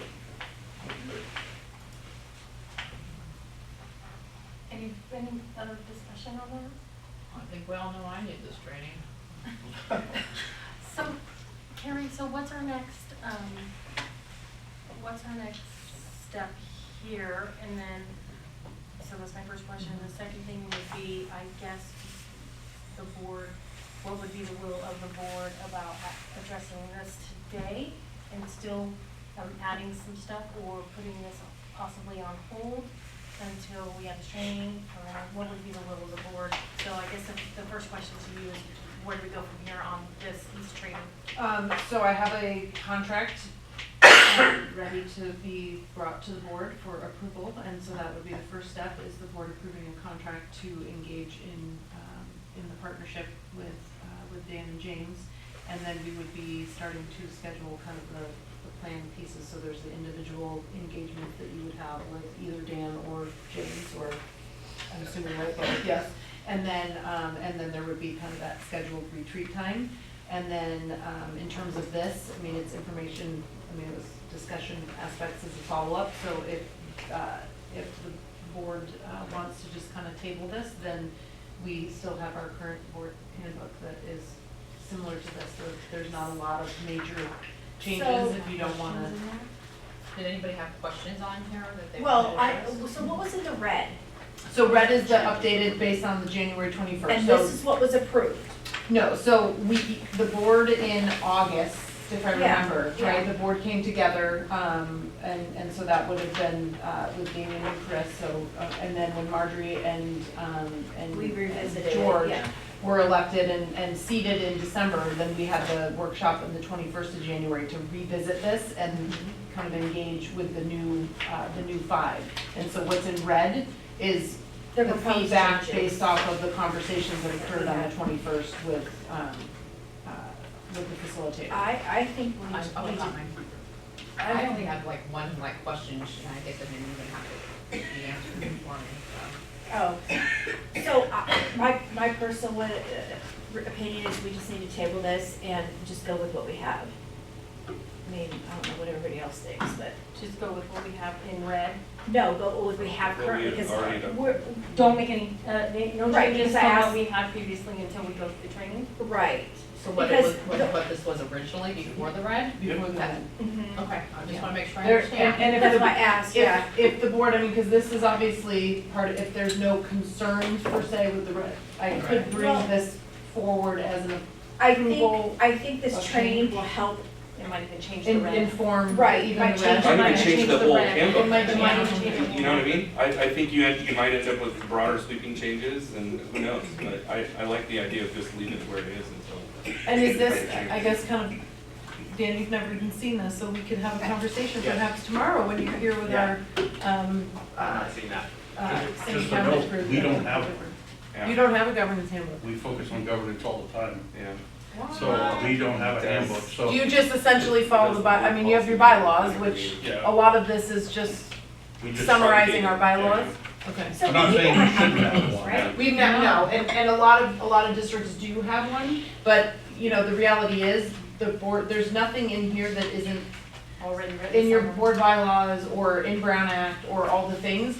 It just provides a more succinct, simple Yeah. way for you guys to Yeah, and see it, but the we reality did that is at the it's- end of And we might last year. create a completely different Okay. document. I mean, if we feel Yeah. we need something. I mean, I like this, I it's do easy too. to look at, and Mhm. it's got it all right there, Yeah. instead of having to go through all these. Right.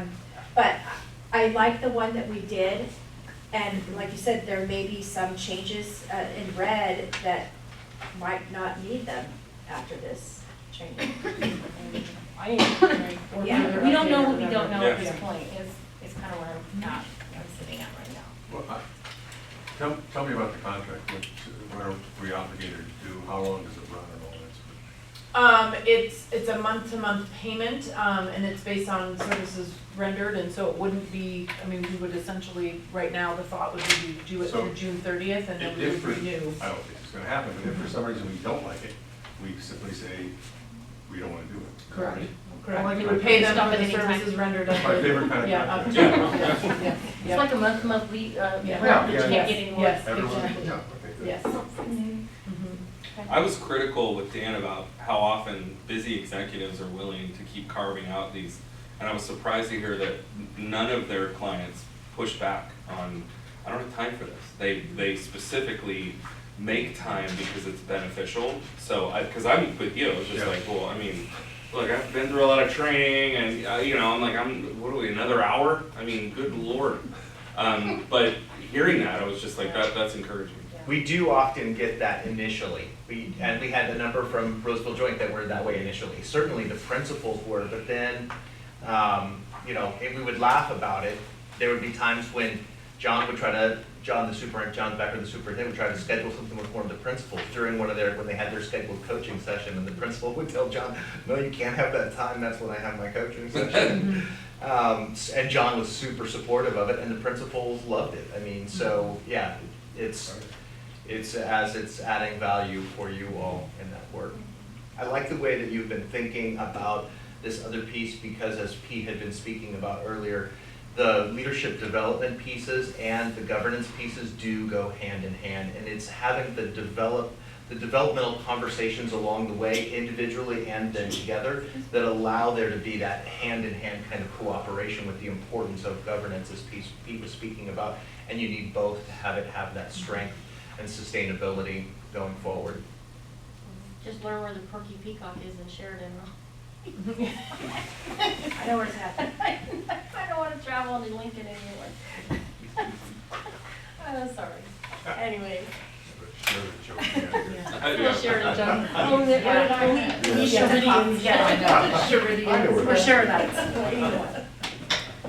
Anyway, is it, what's the will of the board about going through this tonight or tabling I it? say, it sounds like no action on this tonight, and we leave the adopted version in place, and then, And I mean, you essentially know what it is, minus the red, so Yeah. I'll send you the That's a step in the right adopted one direction from already, August, right, yeah. Dan? Isn't that? Yeah. now I wonder if we really need the No, we don't training. need a sorry. Thank you, yeah, that's great.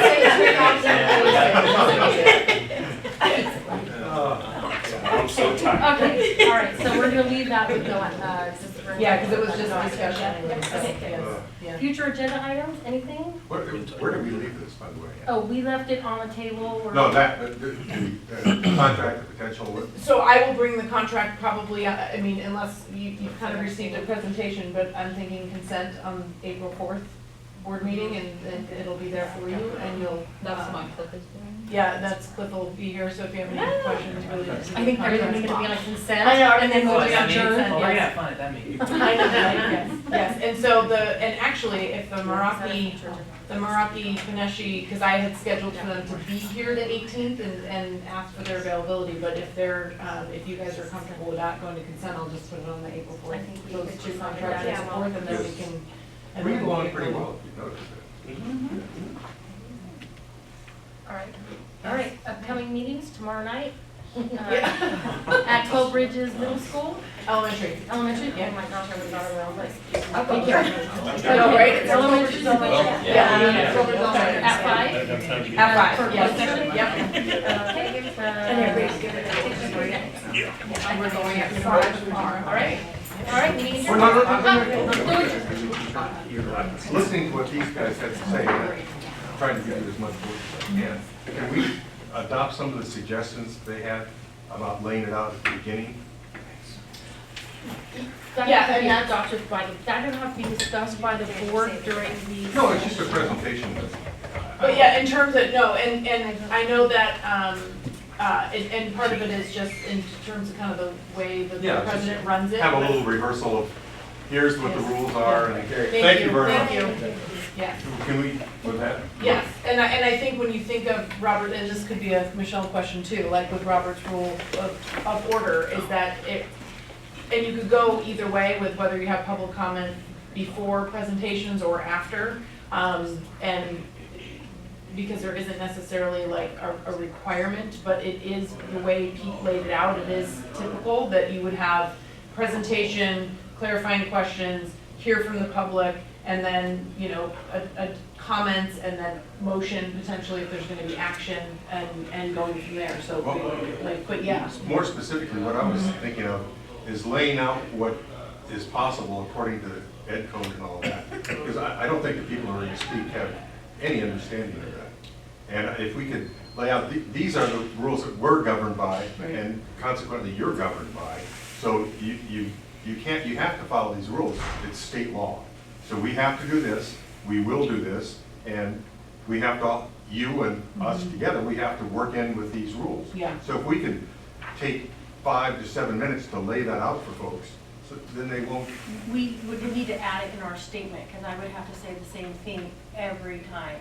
Yeah, I think as a point of clarification, the example that Pete was giving was related to curriculum issues that they've had more recently. And so when they laid out, like, this is what ed code says related to curriculum, Yes. this is what, so to make just a 5 to 7 minute, I mean, we have hundreds of policies and ed codes and things that, in government codes that govern the work of the district, and so it would have to be that, I mean, we can certainly, as we're addressing items and the ed codes related to that, or the board policies and administrative regulations, yes, but then in terms of like the actual, maybe we do a Brown Act and / ed codes, government code, board policies. Yeah, no, training. but I think what George is speaking to is a great idea, and something that Pete mentioned is for especially controversial issues like adoption of this, history and social studies curriculum, things like that you know people are going to be interested in. You could have staff just embed in their presentation up front, or not staff, but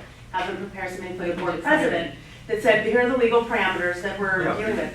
Put that out there, and you could do that when you're adopting your LCAP and all the things that have legal parameters. And that might be really helpful to your community. And it wouldn't be something that April or anyone would have to prepare, like you can have staff prepare it, but something that your board president. And it doesn't have to be long, it's just say, these are the parameters that we all work with. Because right now, people say, you're on the school board, stop it, just put an end to it. And it's a long explanation of why that is possible, but that's what most people think, and that's what I would have thought. Right. Well, and I think that, like the presentation at the special meeting on the 10th, where the presentation very clearly linked to board policy and administrative regulations related to our, what we are, like, ultimately. When Tillman spoke? Well, Tillman, but then also like when Jen Halad kind of did the presentation along with Heather, every slide, there was links to different board policies and administrative regulations speaking to different aspects, and I mean, obviously there's a lot of detail related to that, but summarizing just different components of that, like, absolutely, we can, that is. But here's what just to say, here's what we can't do. Right. And this is how we can change things by doing this and this. And we want your input on what you want, and it's just the parameters we work with. We can't do what we can't do. Right, absolutely. Well, and even, I mean, you could tie it a little bit to the facility presentation earlier about just, we've got certain funds that can be used certain ways, and here's what would be allowed, here's what wouldn't, so that there's, absolutely. It might be a good introduction before people speak. Yeah, I think that's really good feedback, and I think we can absolutely make sure that we're, I mean, it's good. That sounds great. Now can I pound the gavel? You can anytime. My favorite time of the night.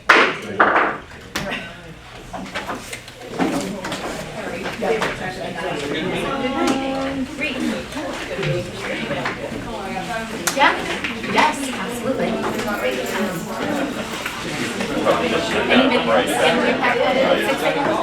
No? So I think I'd like a little. Excuse me, John, sorry, I'm just making by. What time I'm gonna get to work tomorrow?